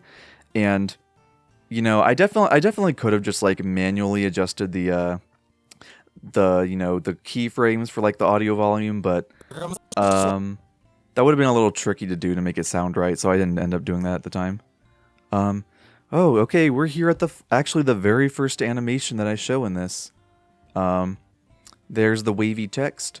I originally whenever I was working on the early draft, I just had placeholders with just like plain like Arial text. I don't remember if it was always the plan to do a Flipnote font like this or not. But, you know, that's what I decided to do. I think I was originally going to do it to where it wasn't wobbly like this and it was just going to be static text. But I thought, especially for parts like this where the text is the only thing on screen, I thought it just looked visually nicer to make it have the wobbly effect. Which was a good call on my part, but also, as I've mentioned several times already, it's very annoying to do that effect with the text because you gotta, you know, write the whole word out, and then you have to make a second frame and trace over it to where, you know, to where it looks different enough to where the wobbly effect is cool, but not different enough to where it's too jarring and unreadable. It was a very annoying process to do. It was kind of worth it though. It looks kind of nice. A lot of the background music I used for this is just basically games I was playing a lot of at the time. Like Towerfall, Wandersong is later on, Dicey Dungeons. I think Dicey Dungeons was actually the game that I started playing through like near the end of editing. And that's the main reason I used music from that here. I haven't really played the game since, but I really should. That's a good video game. I like that video game. This was a fun thing I wanted to do where I was talking about myself and the past, and I just used a bunch of random images of my old avatars. Hey, I want to make my own animated series complete with an overarching plot and voice acting. That was fun. That was a silly little thing to do. And I was very proud of using this one of his hands in the air to do like overarching plot. Yeah, fun stuff. Fun. Whoa, no. How do I scroll back up? I'm sorry, I haven't used DaVinci Resolve. I switched over to in 2024. I switched over to Premiere Pro. I bit the bullet and paid for the membership because I just like Premiere Pro better and I need it for college stuff. Yeah. So that's why I'm just going to be fumbling around DaVinci like a buffoon. Alright, here's where the editing started getting a bit tricky. This part right here, this is like 3 different Flipnote drawings at once. And then I also put the stuff on top of it, you know, the animation and the comic. And I believe the problem with how I did this is to get the cropping right, I had to like, let me get to effects so I can adjust the... Wait, where do I go if I want it? Oh my god. I'm sorry. I like I said, it's been a while since I've done this. Okay, it was under the Inspector tab for some reason. That's not the tab I thought it would be in. But yeah, because of how I edited these, I had to crop it. Because if you look at the original file, there's like... The preview window is closed. Okay. Cool. I want my preview window back, please. So because of how the Flipnote animations are done, when I have the green screen background like that, you know, once I do the green screen thing, there will be like white outlines all around it, so I had to like crop those out. But that could lead to issues like on this, because I believe if I crop it a little more, yeah, it can cut into another character and then look like that, which is bad. So I had to, for some of these, I had to do custom adjustments to it, to where it wasn't cropping, they weren't cropping each other out. Because I believe if we adjust this one for friend 1, Or maybe it's this one. Yeah. So if I believe the normal cropping I did was like 25. But if I do that, then my character's arm is, where to go? Yeah. It's an easy fix here because I just have to crop it to where like everything is off the screen enough. But later on we'll see there's some ones that were very tricky to do properly. Okay, I think this part right here, this is all what I was talking about when I said I was worried about like the visuals being interesting. Because this is just like, this is like 20 seconds of me just yapping. And I was really worried that that might be too boring. So that's why I started, you know, changing up the avatar stills every few minutes to make it a lot more fast-paced to look at. Complete with voice acting and an ongoing narrative that would only be seen by myself and maybe 3 other people. You know what, and you know what, that worked out pretty well. It looks pretty good. You know, just downsize that, you know, that's a lot more editing work for me. I hope you're starting to see why this video took me like 3 months just to edit. Oh god. And here's where I start doing more of the sketches. Yeah, I love doing these. They look so goofy and doofy. And the evil villain. Oh yeah, and I had to do this thing here where like the hero's expression changes. He gets angry. Whoa. What is going on with this one? Wait, is that meant to be cropped out like that? Is that an accident? Uh-oh. Yeah, it's supposed to be like that. Oh no, does it look like that in the final video? Oh no. No, it can't be in the final video. I would have noticed that. Okay, weird. Let me open up the compound clip and see. Oh, you know what? No, these compound clips are just what I did whenever I wanted to have it like loop like that. This first piece of animation would have been the opening shot. Yeah, that way instead of having like 4 different clips on here that are like just the same loop over, the same clip over and over again, I could just compound it. That way it looks simpler on the timeline and it's easier to manage. He'd be squinting his eyes and saying something like, "What is that?" Yeah, I've learned that when you do do like such intense video editing like this, you get to memorizing your own scripts. That's not a good thing. Okay, here's one of those things where I wanted to have text on the screen saying something, but you know, I wanted to have it be Flipnote text, that way it fits in with the rest of the video. But the problem is, you know, it looks pretty bad if you just put it on a background like this, so I wanted to give it like a drop shadow.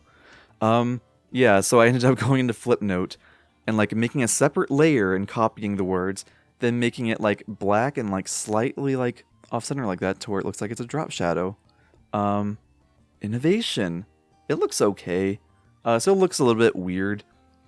You can tell that the text is like a yellow that I just turned the saturation down on, so it doesn't look quite right. But I think it ended up being fine for this video at least. Let's see. Powerful orb. And yeah, here's the hero. I just really have like an affinity for just like overly stretching images like that. I don't know why, it's always just been very funny to me. But I believe, yeah, you can just, whoa, whoa. What is this right here? Okay. Yeah, so this was kind of what I had to do to get the custom timings right. I had to do the PNG of this frame, then just have the only actual animation part here, and then I had to do a separate PNG of that final frame. Yeah. Just little things like that. Even something as simple as that takes a little bit of time to get the timing right and stuff, and you have to make all the PNGs with DaVinci's snapshot tool thing. Lovely, lovely, lovely. I still really like that sketch. That's funny. Look at that face. You know, while we're here, I know I was talking about that one Flipnote pose where like my avatar's making a face like that. I wonder if that's in the files for this. Let me see if I can find it anywhere. Probably be under avatar poses. Please be in here. It'd be funny. Oh man. Okay.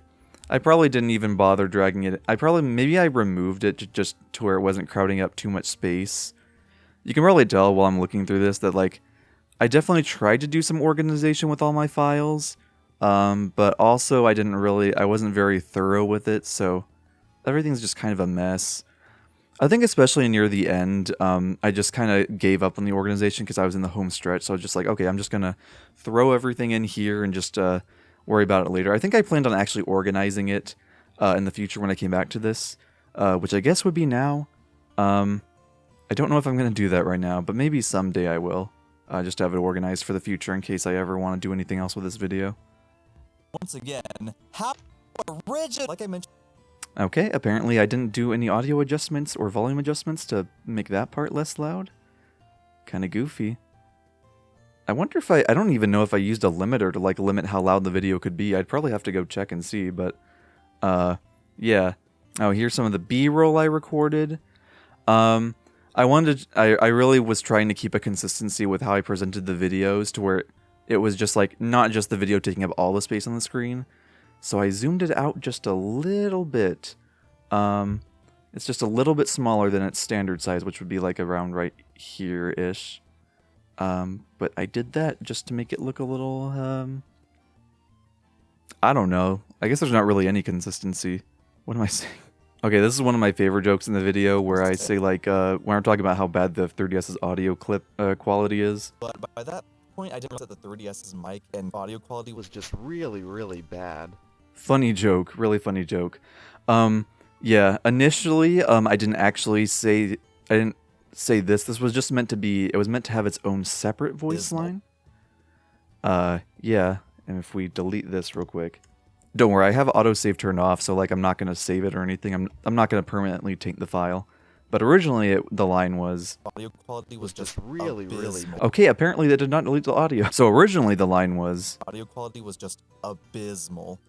Which, you know, that works, and that's what I was originally gonna go with. But then I had the idea to use the 3DS's microphone for that, because I thought that was a lot funnier. Quality was just really, really bad. And I went through the extra detail for the pose I did for the avatar.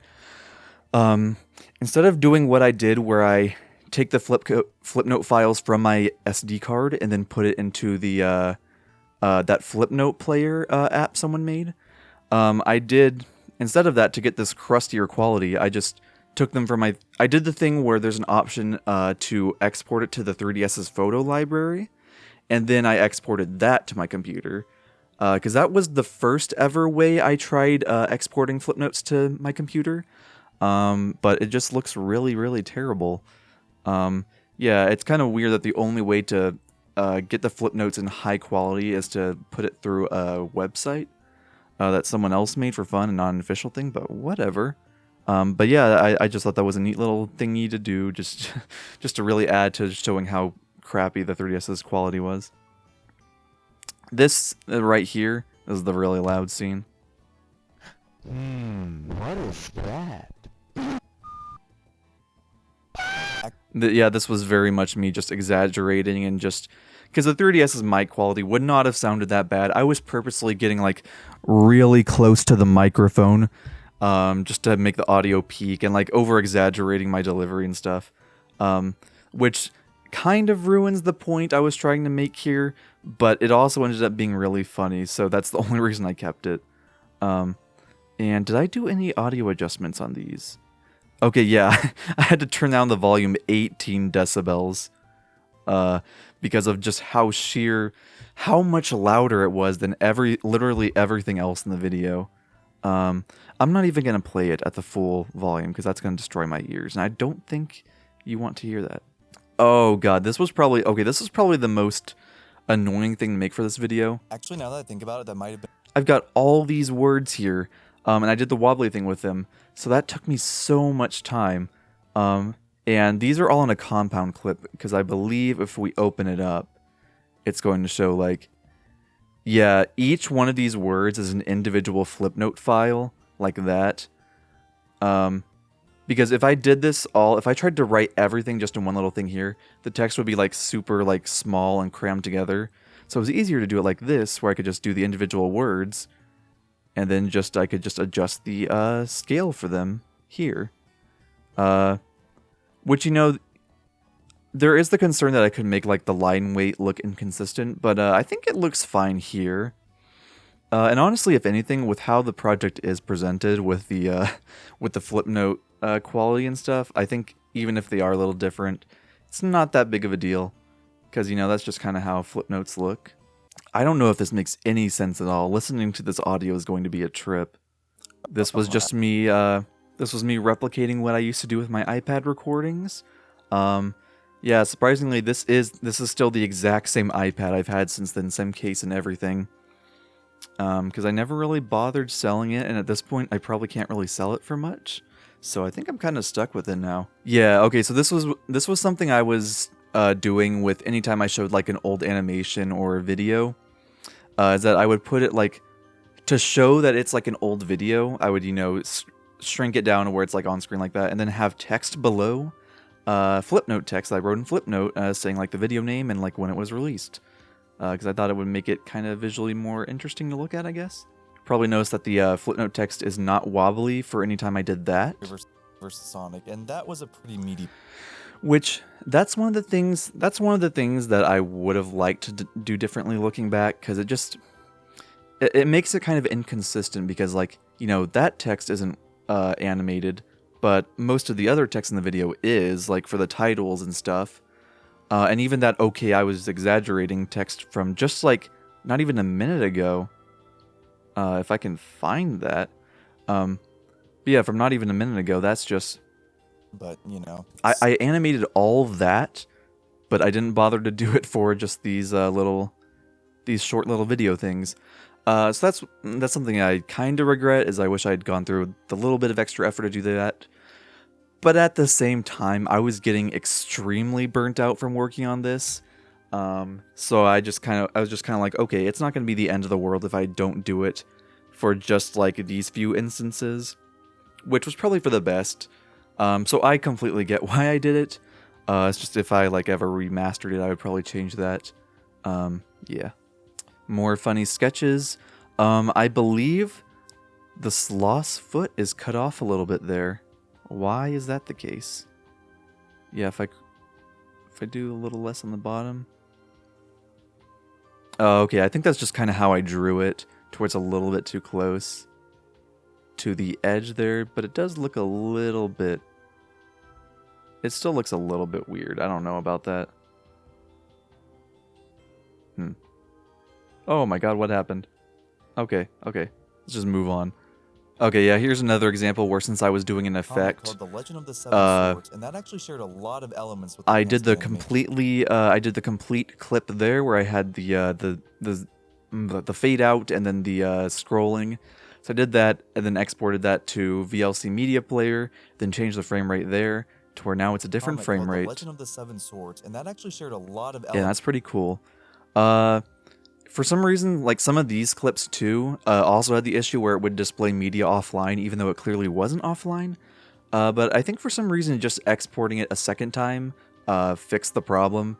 I don't know why, but I'm not going to complain, because then I could finally do my stupid little frame rate thingy that honestly most people wouldn't even notice. Wow. Yeah, and here's scans from the why is it like that? Wait, I don't get it. Why is everything moved around? I know for a fact it's not like that in the final video. I don't know. Okay. Anyways, yeah, these are scans I did of my comics, where I took the original comics, I took the staples out of them, and then scanned them with my dad's printer, and then I exported them to my computer, and then could put them on there. That way I'd have high-quality scans of them. I actually do have... I used to do a bunch of scans of my comics back in like 2015, 2016. That way I'd have a way to... Because I used to give all my comics to my friend Peter that I would make.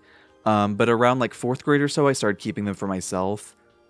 Mostly because his parents threw away all of my old comics I'd given him. But anyways, so I figured, okay, well, the best way I can get them to Peter without like... while still being able to keep them myself is to make scans on the printer and just send him like digital copies of it.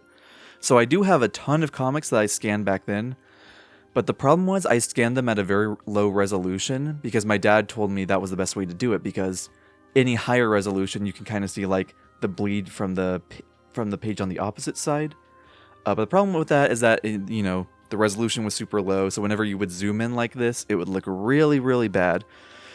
So I had to redo the scans for all the comics I wanted to use for this video, and I still really need to get around to actually making like high quality versions of those comic scans of all my other comics. God, that's gonna be such a huge project though. A series that never got past the first issue. There's another one of those lowered frame rate things. I think this was actually the clip that made me decide to start doing lower frame rates, because I remember the 60 FPS zoom in looked way too smooth compared to how the rest of the visuals in this looked. So, and that's what made me decide to go on that journey to make things look slightly more consistent. Okay, something I'm noticing right here. Yeah, it just displays the media offline like that. But I think if I play it, it's not going to show that. That we'll have to live the rest of our lives. Okay, maybe not. But yeah, I remember while editing this, like the clip in the timeline preview right here, it would say like media offline and like it's not displaying anything. But then like in the preview box right here, it would actually show it, and when I export it, it would still be there. So like it made editing so much more painful. I regret to inform you that we'll have to live the rest of our lives. And for the most part, yeah, this only really happened with the things where I edited the frame rates.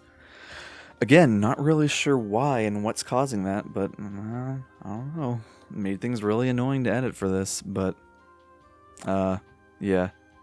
Cardboard crunchies. I know that in the final video, this one has like a weird glitch where like sometimes when I would export the videos, there'd be like these weird like black bars that appear on the bottom of the screen, and those are in the final video, I believe. And I could not for the life of me figure out how to fix it. Because sometimes, even if I upload it to YouTube, and like if the video file has those issues, like the video file will have visual glitches like that, but then when I upload it to YouTube, it's just gone. But then sometimes, like with this, it would be in the video file and it would still be on YouTube, so I didn't know how to fix it. And again, that was another case where I was just like, oh man, I don't want the video files to corrupt. If I mess around with this too much, I guess I'm just gonna have to deal with it. And I did later figure out the problem. So the problem is, if you go to the export here, there's like an option on here that says like frame reordering. Yeah, and if you have that clicked on, that can cause some weird issues where like just glitches will appear. Apparently it happens a lot with like animated stuff. I have no idea what the reason why is for why it does that, but yeah, I was having that problem with the when I was doing the scrapped animations for the Powerpuff Girls reboot thing. And I was like, oh, that's what that problem was. It's not just a silly thing I'm doing wrong. But yeah, I didn't find that out for this video, so it just kind of looks permanently like kind of. Here's some of the funny sketches, like this Mario Let's Play thing. This is a case where I made the Mario gameplay, and then the Let's Play. Those are completely different Flipnote sketches. But, you know, I wanted to have the Let's Player in the corner, so I had to scale them down. So this is a case where you can definitely see the problems with scaling like that, because the line width looks very inconsistent. But also, who really cares? Because look at this. This isn't exactly like high art or anything. It's not like this really like is a detriment to the artistic value of this. It's yeah. So it was something that bothered me when I edited it, but it's like, it's not that big of a deal. I don't care. It kind of looks funny. These ones, I did all of these on the same Flipnote file. So I don't know if that was done after the Let's Play one, or if that was done, if that was done separately. I don't know. So right here, we got like a solid color. That's just black, I believe. Because if we go to the actual sketch, has this, you know, the cardboard crunchy speech bubble. For some reason, I didn't bother just making a separate like sketch without the speech bubble, where I just erased the speech bubble to where it wasn't taking up space. So instead, what I did as a workaround, I just put a solid color of black and just put that over it. And if we move that around a little bit, you should be able to see. Yeah, it's literally just a black square, which, you know, works. But I genuinely don't know why I didn't just erase the speech bubble and then just make a separate Flipnote animation for it. It seems like a little bit too much effort to put in for something that's such an easy fix. I love this. This might be my favorite joke from the whole thing, just having the realistic thumb. I like the idea. I took the picture of the thumb with my Flipnote camera, and you can still see the artifacts of like some of the stuff I didn't erase from the background. idea, so I ended up working on. Yeah, you can see those little dots like that. I thought that I had put like a solid black color over it to make it not appear, to make those little spots not be appearing in and out, but apparently I didn't, so whoopsie daisies. I think I said this already when I was showing the flip notes, but yeah, this is just, they just didn't draw them with the hand, and I put the realistic thumb over it.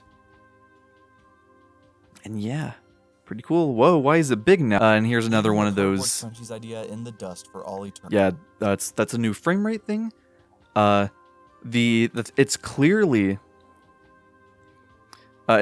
still in the media pool because it's showing part of it. Cardboard Crunchy's idea in the dust for all. Wait, see, yeah, look right there. It played the whole thing, but then when I do it again, it probably will Leaving like do the Cardboard media Crunchy's online. idea- I don't know. It's so weird, and like the display here still says it's media offline, but it doesn't when I actually play it.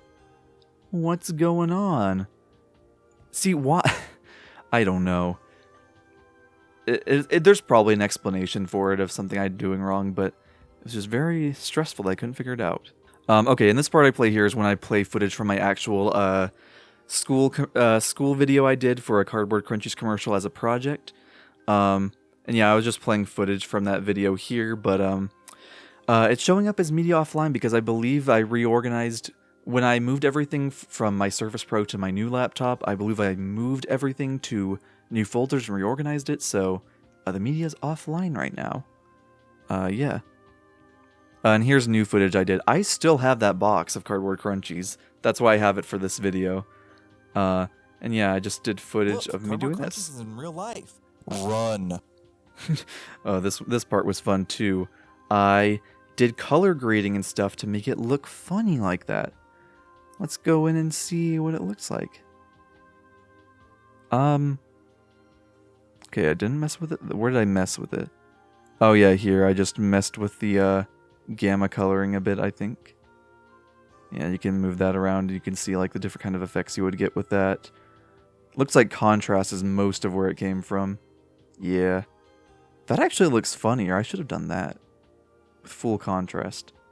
Yeah, for some of these clips, I had to purposefully, because they were so short, like the Ponyville, I had to actually play it again at like a quarter of the speed, just to, just so it's like not on screen, then just like stops.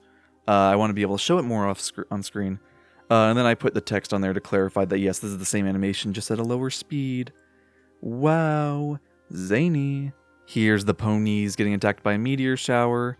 And then here's the animation I did of like the meteor zooming into the camera as the pony is like, Oh boy, this makes me so happy. And yeah, that is the meteor. I changed the frame rate on that to make it look better. This was definitely one of the clips that gave me the most issues because you could see that media offline blinking back and forth. I don't even remember what I did to fix that, but I managed to get it in a way to where it looks fine in the final video. But yeah. The media offline thing is so frustrating because it doesn't even play at consistent times. It'll just be different each time I play it. So weird. Yeah. Funny Ponyville. Follow the rainbow and follow your dreams. The brainwashing videos bit. Yeah, this was a really funny idea I had where it was just like, oh no, he's strapped to the chair and he's being forced to watch Ponyville. It's like that seal image. He was forced to watch Ponyville for 12 hours. It does bother me, even though this is just like a simple little joke thing that's on screen for like 2 seconds. It does bother me that the TV is like inconsistent to where it doesn't look like it's actually on the TV. It's very obviously just a clip that I just rotated to make it try to look like it was in the original sketch. Again, doesn't matter. It was only on screen for a couple seconds, and it's just a dumb little joke, but it still just bothers me so much. Oh my god, I thought that was just like a huge like audio like spike, but no, that's just the fade out for the music I did to build up to the Ponyville theme. Follow the rainbow and follow your dreams in Ponyville. I'm weirdly proud of how that turned out. It's so stupid. And that was something, whenever I sent it to my friends whenever the video was finally uploaded on YouTube, and like literally everyone mentioned it, like specifically the Ponyville part.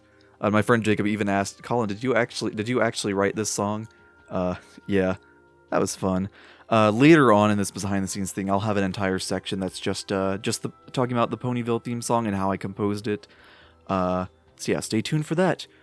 Or you can just skip forward to the chapter where I actually talk about it. I don't care. You do you. I don't even know how many people are going to watch this, because this is literally just going to be like an hour and a half of me rambling. Yap. That's all I do.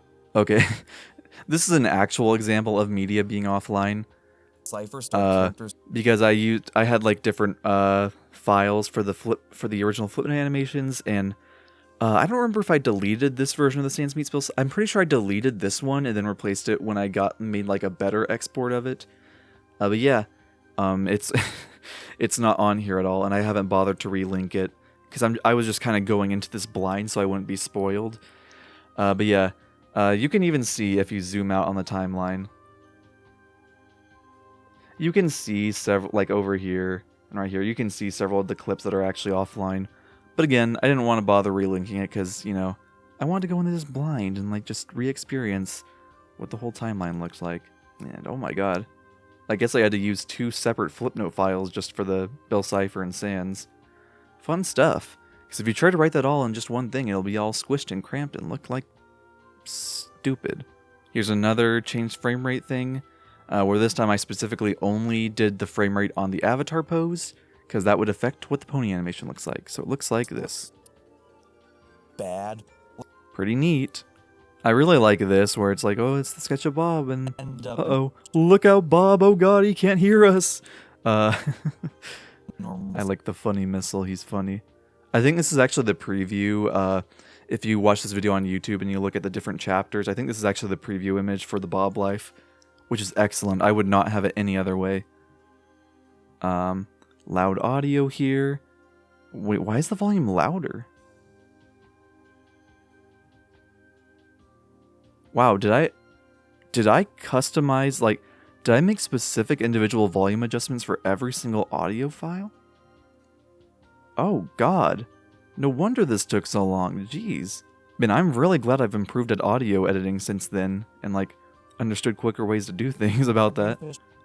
Shrug. I'm pretty sure this, if I remember correctly, this shrug is only used specifically for this part right here. I wanted to do more of that, where it was just like I make a pose just for one specific joke. Because I always thought that was cool when YouTubers, because it always bothered me when like YouTubers would just use like the same couple of drawings for their avatars. But also, while working on this video, I realized why, because it's a lot of work and a lot of time for just like a dumb one-off joke. So yeah, I think this is one of the only frames where I only used it once, and then the other one would be like the very beginning over here, where it's just like me looking up, because like when else would I even use that frame? I gotta get back to where I was before. Battle Royale Ultra WWR Comics Edition. I don't know why I did like a box around it. I don't know why I did something special for this title drawing compared to everything else. Weird. Circle go jump scare. Okay, here's what I was talking about earlier when I talked about like the cropping being really annoying to do. So we got... fight each other to see who would win. They go back and forth. It's a cute little movement. But the problem with that is I had to do very specific adjustments to the cropping, because if you make any changes to it, it'll look like... Yeah, they'll clip into each other to where it looks like that. And you had to make just the right adjustments, but if you would do it too much, it would just look not great. I think that was the wrong example to use. It was fun. That's the downside to doing it like that.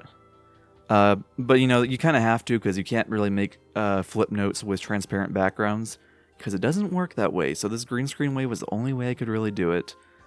But you know, that led to its own issues. There's my two friends. The problem with having multiple drawings in one image like this, 2 other friends wrote from 2014 is that... onward. Okay, of course, as soon as I want to show like the frame rate tanks in the preview whenever there's multiple on screen, but no, it ran just fine there. But yeah, normally whenever you have a bunch of stuff on screen, it would make it, it would completely destroy the frame rate on the video, which is pretty cool. You know, everything turned out fine, and everything turns out fine when you actually export the video and watch it that way. But it just makes it annoying to like edit and proof watch it whenever you have to deal with like inconsistent frame rates like that, which is not fun. Not good at all. Media offline again. I don't know. What was the image there that's missing? My god, it's Sir Calco himself. No! I'm missing the Sir Calco picture? Oh no. Whatever shall I do? I don't really care. I still have the original. I still have the original pictures. Oh, there he is. Yeah! It does look a little bit weird seeing this without the iconic orange background. But I wanted to have visual consistency with everything, so there you go. Here's where I'm talking about Hydrogen Man. Hydrogen Man was basically a standard superhero yeah. comic where Hydrogen... A little bit of issues with the frame rate stuff Hydrogen there. Man was basically... Okay, it wasn't a problem when I did it that time. Hydrogen Man was basically a standard... It's a problem where I do it that time, but now it's just... Why? Why does it do this? Why? This was so annoying. And half of that is that, but I'm sure if I click it right here, it'll probably play just fine. Okay, well apparently it's all offline? were all based on the periodic table of elements. I don't know, man. Oh boy. Yeah, here's a part that really shows, like, this will probably show the frame rate tanking. I chose Colin and Hydrogen Man to fight each other because they were both the flagship characters of the two main action comics. What? Why is it running just fine after when I want to show it for an example, but not when I was actually trying to record earlier? Okay, you get what I'm trying to say. It would not run very well when I was doing it on my Surface Pro laptop, which, to be fair, it's a Surface Pro laptop. It's not built for video editing. But, you know, at the time, it's what I had to deal with, so made this kind of a pain. Funny. Funny drawing right here. Yeah. I liked doing this. I know. I really liked inserting, like, stupid little gags like this in here with the Hydrogen Man in the Family Guy death pose. Ho ho ho ho. Oh, he's really funny. Also had a lot more utility to And them. yeah, 4 different drawings on screen. It was very annoying to do when I was editing this on that laptop. I don't know why the Chomper has a compound clip here. This is another case wherever, like, it was just... If I can decompose that in the timeline real quick, I believe that's just, like... Wait, no, it was just one clip. Why the heck did I make that a compound clip? What was I doing? Oh, wow, here's an even earlier screenshot of my old YouTube channel. Man, look at that. Didn't even have a profile picture by this point. Okay, you're not gonna let me zoom in? Cool, cool. But yeah, we got, no profile picture. Mario vs. Sonic has like 14 views, and I guarantee you all of those were me. Good stuff. I really like looking back at old pictures like that. Whoa. Okay, now it's zoomed in. Cool. Alright, yeah, this is where I uploaded Mario vs. Sonic like 19 hours before taking that screenshot. And not really much more for me to say on this part. The rest of this was pretty simple to do. I used Dicey Dungeons for the music. Oh god, I had to turn the volume down a lot. Minus 41. How does this sound like? How does this sound like with the original volume? Oh my! Hi, I just got back from taking a bite to eat and taking a break to rest my voice. So, the sloth movie part. Main notable thing here is that we got this picture of the sloth scene that I wanted to talk about, where it suddenly like cuts out, and yeah, this was just me messing with a ton of the like effects that are available to be used in DaVinci Resolve. The one thing that really sucks about DaVinci Resolve is that you know, there's a free version, which is the one I use, and then there's the paid version, and a lot of the effects are locked behind the paid version, which I get it, but you know, kind of limited my options for making the effects on this funny. But if I can go to... Oh, it doesn't seem like there's actually effects on it. Well, whatever the case, this might have been a thing where I like did the effects and then I took a screenshot to do a PNG, but yeah, I just put a bunch of little silly little effects on it to just make it look kind of goofy. Look at that. Look at his big schnoz. Okay, this... It took way too... For some reason, it took me way too long to find a, like, movie rating screen like this. I don't know why. I could barely find any good pictures that really, like, matched the specific one I was thinking of that I saw in theaters. Because the only ones I could find, they were either, like, a file type that wasn't, like, supported in DaVinci Resolve, or it was, like, they were, like, a super low resolution. which I guess wouldn't have mattered because of how the style of this video's visuals are, but still I wanted to find a high quality version, so this took me way too long to find, considering that all it is just this. I don't get it. And of course I did have to turn down the saturation because originally it's blue. I forgot it doesn't show that there, but you get what I'm trying to say there. Oh god, okay. Wario's Amazing Adventures. This was probably the segment that took me the longest to properly edit. And it was also the most painful one. So this one's actually pretty unique because I actually... I'm just realizing now I'm not getting any audio from the... Uh-oh. Okay, I fixed it. Okay, so first of all, we got, of course, the update video here that I displayed on screen. I cut it down a little bit here because there's basically just like a moment of silence right there where I don't say anything at all. So I went ahead and just trimmed that a little bit just for brevity's sake. Because if we look at the original clip, all it is just some silence. Actors. And not just buzzing. Not Yeah, just a little bit of silence there. Also, I do want to apologize because since I had to exit without saving, all the optimized media that I generated is now, not saved, so it's gonna run even worse than before. But yeah, I guess that just goes to show how much of a mess this project was to edit near the end, because it was just so much frame rate problems. Yeah, here's the Super Mario Fan-On Wiki that I contributed to, and that's what this animation was based on. I show several screenshots. I show several screenshots from the pages that I made. And for several of these, so I made these pages back in like 2015, 2016. So of course, 6 years had passed by that point. So obviously, other people were coming to the wiki. So some people had like edited my pages without my permission, which, like whatever. They were like left there for 6 years. So like, it's not like I'm mad or anything. It's like, yeah, I get it. It does appear, it is like pretty much abandoned. But I wanted it to be faithful to what I had written on the pages. So what I had to do was I logged into my old fandom account that I had.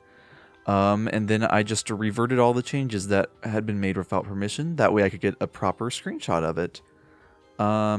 Oh, okay, we're getting a little too far ahead of myself. I was trying to find a picture of the screenshot, but I guess we got something more important to talk about first, which is this. Yeah, this sucks so much. Because the thing about the theme song, I'm trying to demonstrate that my idea I had at the time was that the letters were going to be spelled out with coins that spelled the title. Stupid idea. Dumb. You can probably just imagine how painful this was. I had to make a drawing of a coin and then have that loop and do the wobbly effect. And then I had to create, I believe in Flipnote itself, I created each individual letter by copying and pasting the coins over and over again. Then I had to export them into here, and then I had to put them all together. And I believe there's like a compound clip here that I can probably open up. Let's see real quick. If I just... Oh. Sorry, once again, still not used to doing this. I need to reset my workspace real quick. Hold on a sec. Here we are. Okay, so I'm realizing now that I don't actually have the original files for this, because this was also a case where Wario will move around. He would then collect the coins and run away as... Yeah, so that I did the thing where I exported it, then put it into a VLC media player, and then lowered the frame rate. But yeah, stupid, painful idea. Had to make each individual letter, then place them all here to where they looked right, and then to do the effect where Wario collects them. Obviously, I can't really make the coins disappear one at a time because that would have been extremely difficult to do properly. So I just did a thing where I did cropping keyframes to where they disappeared as Wario was collecting them. But I had to be super specific with each one to make sure they're in line with Wario to where it looks good. Which it looks good at least, but God, stupid. And then Waluigi doing funny stretch. Yeah. Oh God, that was okay. I don't remember if I've said something like this earlier, but I take it back if I did. That was the most painful thing I had to do for this project. Stupid. Here's the concept art page. When I was just cleaning out my desk, I just randomly found this sheet of concept art, with drawings of the characters and like all the voice actors that would be in it. So I was like, hey, that would be good for this video. There's my friend Peter. Everything is awesome. Yeah, he was John Cena in Sonic Meets His Match. Cool stuff. I don't think I mentioned it anywhere, but in the Sonic Meets His Match, the reason his voice sounds so weird was because we didn't record it in person. I was just on a phone call with him, and I was like, hey, do you want to record voice lines for this animation I'm making?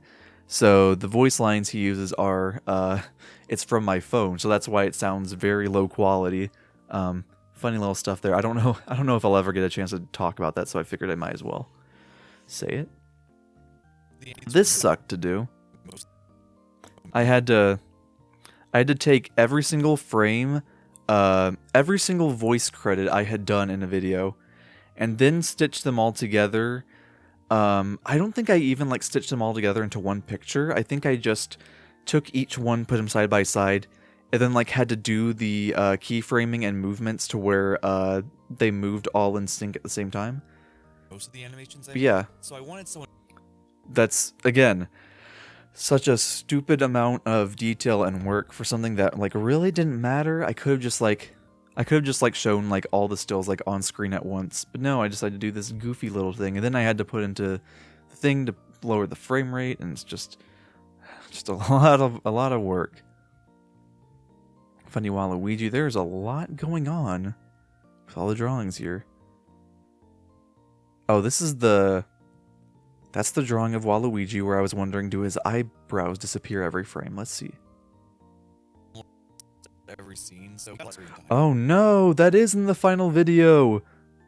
No. Yeah, there's the text I wrote for profile picture for Call of No Gaming. This is what I was talking. What the? Okay, that's a compound clip. Okay, that explains it. Yeah, this is an example of where you can see the text is kind of like a little bit inconsistent with everything else because it's a little bit smaller. Does it really matter? No, but it bothers me a lot. And I guess the people who are going to be most critical of your work is yourself. So I remember this part right here where I was listening to the raw audio. I remember this take took me forever to do. A skilled Koopa who was friends with Wario, Bluto and Pumbaa the Police Goomba, members of the police force, Baby Mario and Baby Luigi who appear as antagonists in the second episode, and New Super Mario Bros. Wii. Not the game, it's the name of a character. Yes, I'm being serious. Yeah, I was really insistent in doing that all in one take for some reason, whenever I clearly could have just like done each line one at a time. It even kind of sounds like that because of how long the pauses are in between. So it's a little stupid.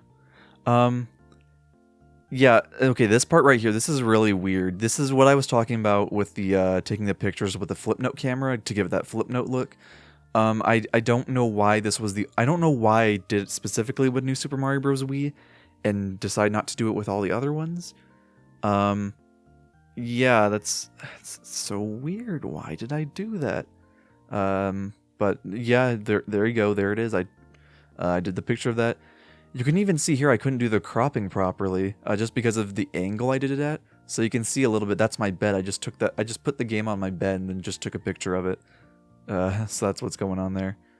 This was an example of what I'm saying is true on the Super Mario Fan on Wiki. Someone had just made a page for New Super Mario Bros. Wii the game. I think they like copy and pasted from Wikipedia, and yeah, I edited it to make it like a fan on thing. Yeah, so what I had to do here is I had to go to that original page, and I believe I went to like the edit history and revision history of the page, and then pulled up a preview of that, and then took the screenshot that way. The other ones I reverted the clips because they were my own page, so I might as well just revert it back to what I had it as. But that's something different, I guess. Yes. Here's the Flipnote sketch where, like, you know, it's doing the wobbly effect, but it's also going back and forth. Full amount of animation would do. I mean, okay, let me show it in the preview window real quick. Also, hey, look, I got the preview window to work right. Wow. Yeah, he's going back and forth. Yeah. So that was I don't know if this is a compound clip or not.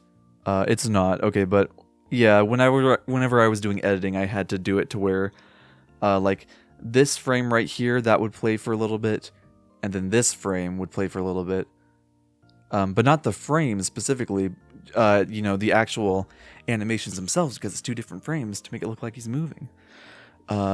Very dumb amount of effort. It looks pretty good though. Lip sync. Yeah, this one's called Lip Sync Complete because I had to do the custom lip sync to where he's doing it like that. Okay, does not want to run properly, but yeah. Here's what I was talking about with the soundtrack looping. I didn't download the like a long version. I just had to do the loop myself. And I was very meticulous when I did it. And I am in general even today. I specifically like found the exact frame where the music stopped and like to where it could loop properly. That way it sounds right. Because even if it's just like a couple frames off, it just sounds a little bit weird. But I was pretty happy with how it turned out.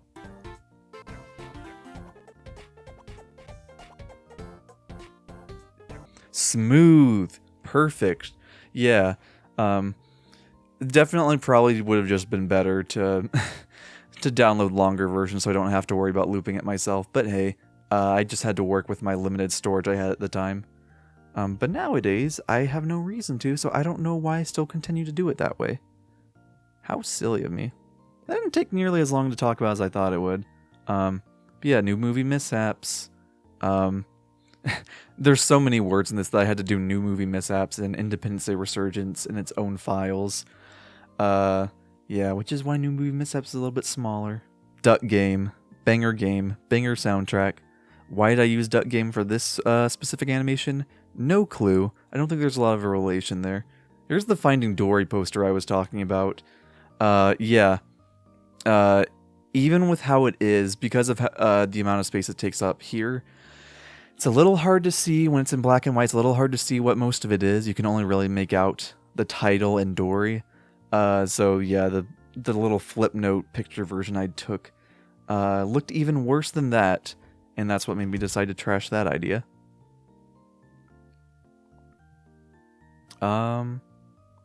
Did I do like a smooth transition? No, opacity just changes between frames. Okay. I think that's a situation where normally I would have had keyframes to make like the opacity for this one like slowly like get worse or like slowly go down and then it slowly goes up for my avatar. And then I would have exported that to lower the frame rate. But I think by this point in the project, it's just I was so exhausted that I didn't want to take all that time to do that just for this one shot. But it does look a little bit weird, a little lazy, I would say. Ooh. Okay, so now we're at this is Iron Man versus Batman, the hit animation. Whoa. I thought it was funny to kind of build it up like, all right, this is one that you're probably all aware of. So here we go, even though like nobody cares, but it was fun. This was a long one for some reason. Punchy fighty fun. Oh, is this Will Ferrell? Yes. This drawing was really complicated to put together. This is like 5 or 6 individual Flipnote files at once. If I decompose that right here, hopefully that turns out okay. Okay, yeah, cool. Oh, and then we have even more compound clips in here for the different ones. So the thumbnail with the Will Ferrell and the Goomba, that is its own separate thing. Let's see if I can open that up real quick. Yeah. So we got the text box that they appear in. Then the Goomba is its own thing. Will Ferrell's its own separate thing. And what I did here is that these drawings are bigger than this, but I shrunk it to where it fit in here, and then I believe I cropped it out to where like it looked like they were actually a part of that inside there. It's like if I adjust Will Ferrell's cropping, we should see. Oh, he's breaking free. Then I add the verses text. You can obviously see I had to rotate it because Will Ferrell's lanky arms are taking up way too much space. But you know what? That kind of adds to it. So yeah. How do I go back to the timeline? Okay, ignore the fact that I kind of broke it here, but don't worry, I'm not going to save over it. Yeah, and then I did this stuff is all its own separate compound clip with the profile picture, Will Ferrell, and then versus Goomba, it's its own separate thing in Punchy Fighty Zone, because that's why, It's a little less consistent with the line quality. Some of them are different widths than others. But, who cares? It's funny. Someone please make that. Please make Will Ferrell versus Goomba. What is this? I don't know what to title this. That's just the loop of the Iron Man versus Batman. What do you mean you don't know what to title it? Okay, sure. Sure, buddy. Oh, here's Mario vs. Sonic at 750% speed. Mario vs. Sonic took me an entire month to animate my man. Okay, well, you can't really tell because it's, doesn't want to play back properly, but yeah, I just sped the whole thing up. I believe at some point I also sped up a Sir Calco video, and that was a case where it's really a good thing that I had the desaturation down, to where it was black and white, because otherwise that would definitely be epileptic, because of all the flashing colors.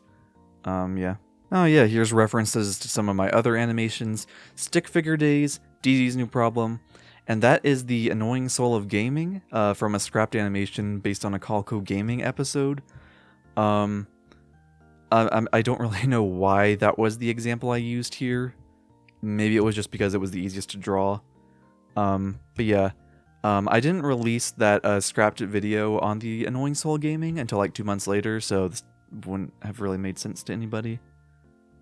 Then again, I guess this entire video doesn't really make sense unless you already have an established context of my old YouTube channel, so yeah. Oh wait, this is what I was talking about. Punchy fighty format all the time. Yeah. This is where they're spinning around, and yeah, and so unfortunately it's a new frame rate, so I can't see all the individual frames where I cropped everything, but yeah. I don't know if you can actually see, you can see a little bit there, Mario's hat's cropped off a little bit because if I uncropped it a bit, then Sonic's face would be partially missing, so that wouldn't be good.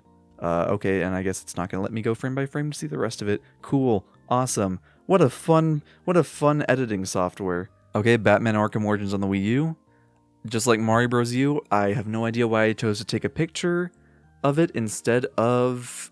I don't know why I chose to take a picture of it instead of just doing the saturation down for just a PNG. Also, what I'm saying here is a lie. I just said Batman Arkham Origins because that was the funniest one, because it's the Wii U version. That's my only experience with Batman. Haha.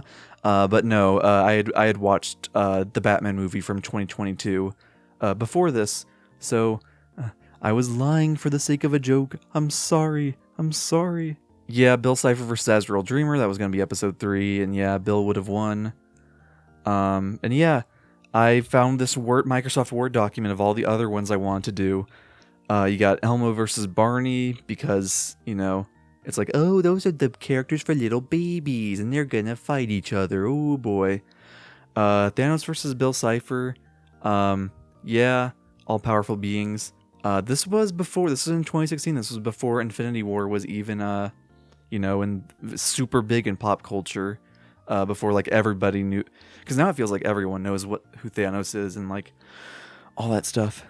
Mario Bros. Versus Sonic versus Sonic and Tails, self-explanatory. I think the Mario Bros. Would have won. Sonic versus Shadow, duh. The Pokemon starters against each other, Mew versus Mewtwo, Darth Vader versus Kylo Ren. Mario and Luigi versus Sans and Papyrus. That is 100% just something I wanted to do because I wanted to do more stuff with Sans, because Sans was one of my favorite characters, still is. Iron Man versus Captain America, a lot of repeats on here. I feel like that would have gotten dull fast, especially to animate. Could I please see what the rest of them I are? actually have an old doc. There we go. Percy Jackson versus Harry Potter. Ooh. Yeah, what a product of its time, huh? Mario and Luigi versus Wario and Waluigi. Mario versus Luigi and Sonic versus Tails. Those would have been really boring. I guess this is just ideas I wanted to do. I think Frisk versus Link was going to be number 4, if I remember correctly. There's really not a whole lot of correlation between those two characters, so, but I think it's, I don't really know. The unused thumbnail for Sans Meets Bill Cipher. I talked about this in the behind the scenes for Sans Meets Bill Cipher already, but, I wanted to make sure I covered it here too, because I never really liked it when like YouTubers will say like, I already talked about this in the previous video, so I'll keep it short. It's like, no, just Just please just make the like cover the ground cover in this video so it's still like its own complete experience. It's annoying. I hate it. Sorry, I'm rambling. Funny. When I was working on the 2020 version of this video, this was where that one video I uploaded called Megalovania, but I messed it up while editing. And that's what this was from. Because in that video I played this where it's just like the one frame on loop. Then I like tried to fix it to make it sound less annoying, made some mistakes, and then I just purposefully went overboard to make it sound stupid. But that's where that's from. I really liked making this right here, where I made it like faintly in the background of the original video as a what if. Why don't you stay still? You can't dodge forever. I'm tired of playing. That was funny. What volume did I put that at? Yeah, mine's 26. Because if I didn't adjust the volume, it would sound like way too loud and jarring. Sounded bad. Why don't you stay still? Ugh. Yeesh. It sounds worse for me because I'm probably going to turn this down when I'm editing this behind the scenes thing. Because I don't want to destroy your ears. Oh, this is the funny voice clip, isn't it? And there we go. That's 28 minutes of your life. Yeah. When I was recording the voiceover, I didn't originally know how long the video was going to be, so I think I just said like 40. Let me see. Oh, no. Yeah, we listen to that. There we go. That's 40 minutes of your life. Yep. And then I just did a Flipnote file where I recorded myself saying 28 in a funny way. 28 Because I figured it was already going to sound like out of place for me to just insert the correct timestamp in the video. So I just thought might as well just go all the way and make it like this really crappy 3DS audio. Yeah. I used Wondersong music here. Banger game, banger music. I just figured it fit well for this like little doom doom doom doom doom. Yeah. I think it really works as like a little nostalgic like look back like, yeah. Flipnotes. I don't really know why this last part's a compound clip. At least we don't live in the time where Ponyville was finished. That's probably a case where I probably just had to make the clip longer. Let me see real quick. Yeah. That was something I probably should have just made the poses a little bit longer. Like, apparently I started doing that with some of the later ones, because this one's much longer. But, yeah. And there we go. I think that's most of what I wanted to say for the editing timeline. Yeah, that was fun. That was a trip. This was a pain. In the moment, it was very exhausting. But in retrospect, I am still really proud of just the amount of work and dedication that this video took. And all the little, like, funny little details I made for it. It's still, at the time I'm recording this in July 2024, it's still probably the best thing I've ever made. To me, anyways. I hope I can top it. I'll be able to top it, but yeah. It's still pretty cool. But my god, was this exhausting to edit. Whew. Oh man, this was also exhausting for my voice. I'm not used to talking this long in a row. My voice is dying. Let's take a gander at the Ponyville theme song. This was a funny idea I had because I wanted to demonstrate how the Ponyville theme song was in the video. So I was like, well, I have a little bit of experience with composing. I could try making it myself. So yeah, that's the final file. But then we've got all the different drafts I've made of it while I was working on this. Looks like the very first draft was August 2nd, 2022.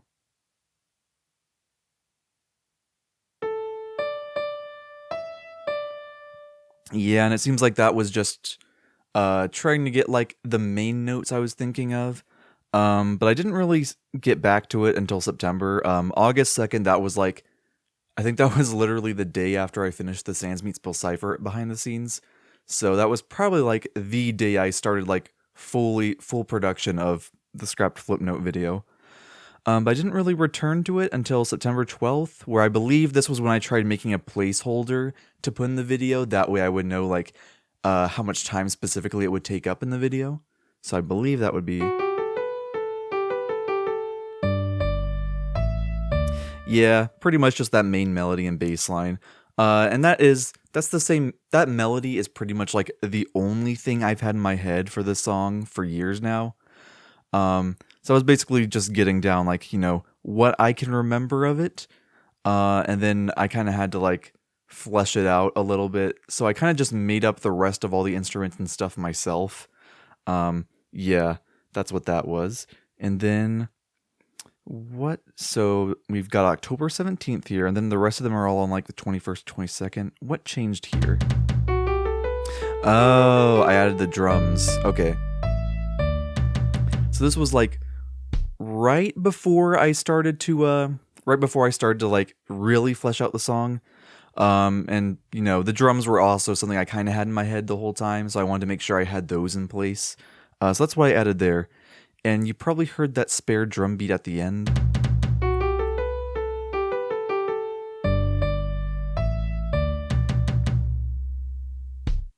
Yeah, that one right there. That may sound a little bit weird and a little bit off.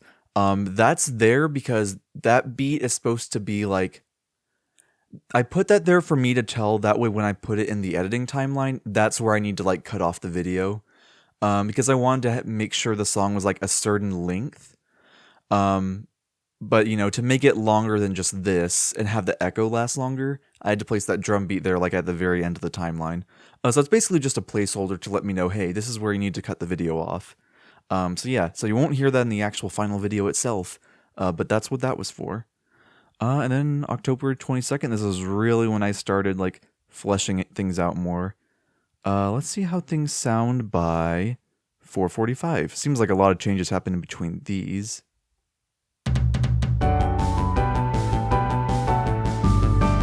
Oh wow, that's actually pretty much final besides the mixing. I think some of the background instruments are a little bit louder.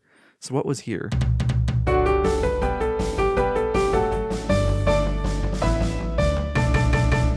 Okay, so that was just the percussion and the piano. So I guess for like between 4:19 and 4:45, that's where I did a bulk of the song. It's a little too bad I didn't try to save regularly. That way I could like see more of a difference with how everything evolved. Anyways, here at 5:10, that's where the final instrumental is. And then 6:03, this is when I started doing the voiceover for the vocals. So 5:10.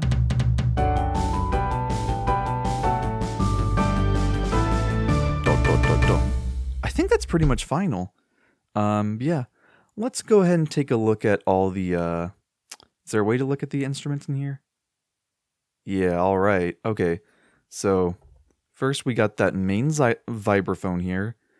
This is supposed to be like, the accompanying melody. That way it's just not my vocals doing it. And, wanted to get that vibraphone. Kind of gives you that whimsical, like, goofy, like, children's show theme that I was kind of going for with the ponies, because they're so wholesome. The bass line, of course. I don't really remember how I came up with the bass line. I think I just kind of experimented with notes and I was like, oh, that kind of sounds good. And that only plays for like right at this certain point, which is, yeah. And then, yeah, so this specific drum set, I used 2 different drum sets, I believe. Just because I wanted that specific dun dun dun dun. That sounded stupid, but like that. These are all different stuff that don't really fit. I could have used that for the other drums, but the cinematic drum set I had used before, and it sounds a lot more powerful. Like if we open that up, that's a lot more like, it's a lot more like boom to it, so I kind of wanted to use that instead for the actual drum set that's playing. And if we listen to that on its own, let's get rid of all of these. Here we go. Yo, this goes crazy. Yeah, and there we go. That's some nice drums there. Then I wanted to add another, like, this right here is the actual bass line, because the song would be kind of lacking if it just had it at the end.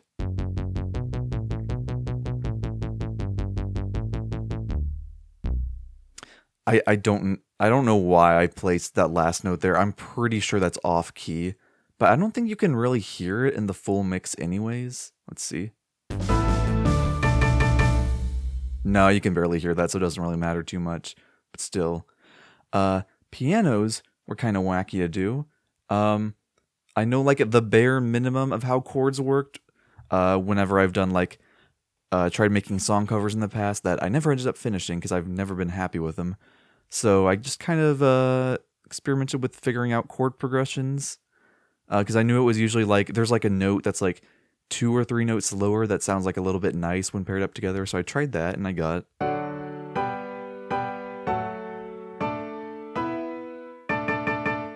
It sounds pretty good. I'm pretty happy with how that turned out, especially the little jingle at the end there. Pretty cool. And then these last two, the fanfare organ, I included these because without it, just something felt like it was missing a little bit.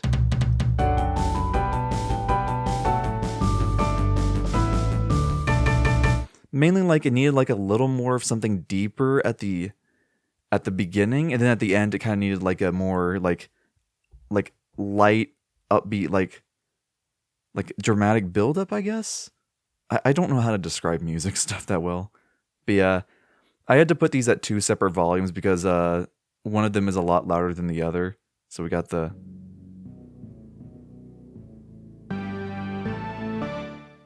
I really like that sound font a lot. Yeah, I believe this first one you probably can't hear it that well in the final song. But I think it's enough to where it's like, it's present and it helps. But those chords at the end here, that I feel like that really takes... I feel like that really completes the song. Because without it, it sounds kind of...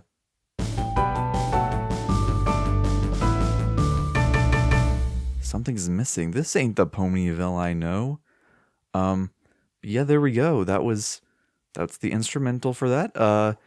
Weirdly turned out decent-ish. I mean, the overall melody, it's still kind of like annoying, which is kind of the point. But, I think it turned out pretty good considering that I had not really done a whole lot of music before this. And then, of course, the last thing I did was recording the vocals for it. Yeah. Follow the rainbow and follow your dreams in Ponyville. Yeah. Those are the same lyrics that I've had in mind like since 2016. It was very painful to try to record that because, I wanted to get kind of that pony voice that I would do for the characters, which is very like, It's very high pitched and very cutesy sounding, like, wow, Ponyville. but the problem the obvious problem with that is that makes it really hard to hit those high notes in the song. And my voice would crack a lot. And that really hurts my voice to do whenever I Try to make it go very high. ugh, yeah. Yeah, especially with a voice like mine that's kind of on the deeper side. I also added an effect here, I think, to make it sound good. Because I think that was to add like some reverb and echo to it. Because I think without it, it sounds kind of bad. Is there a way on here to remove the effects? I don't know, whatever. And then we've got the harmony part here, which is, let's go ahead and get that guy up. In Ponyville. Yeah, you can hear a little bit of a voice crack in there. In Ponyville. Yeah, it's very hard to do this voice consistently, especially when you're trying to sing. but yeah, and then we get that in the final song. Nope, not that way, this way. Yes, here we go. Follow the rainbow and follow your dreams in Ponyville. Yeah. My God, yeah. And I remember it took me a while to get like the audio mixing right because I didn't know if like, am I supposed to make the vocals like a little bit louder than the original? Am I supposed to mix it in? Is it supposed to be a little quieter? I think I remember listening to like several like different musicians' songs to see if it's like, okay, do other musicians do this? A lot of detail I was trying to put in, like stuff I was worrying about for just such a silly thing like this. Yeah. The last notable thing on here is that we do have several recordings on here. So these that are all like in the middle, like from around 6:03 to 6:30.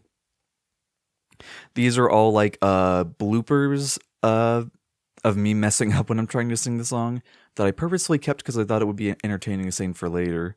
Yeah, so like one of these. Follow the rainbow, follow your dreams, rainbow. Oh, this is killing my voice to do. Yeah, see, I told you. I was putting myself through pain when I was doing this. Where's the one where I die at the end? Follow the rainbow, Oh, it's this one, I think.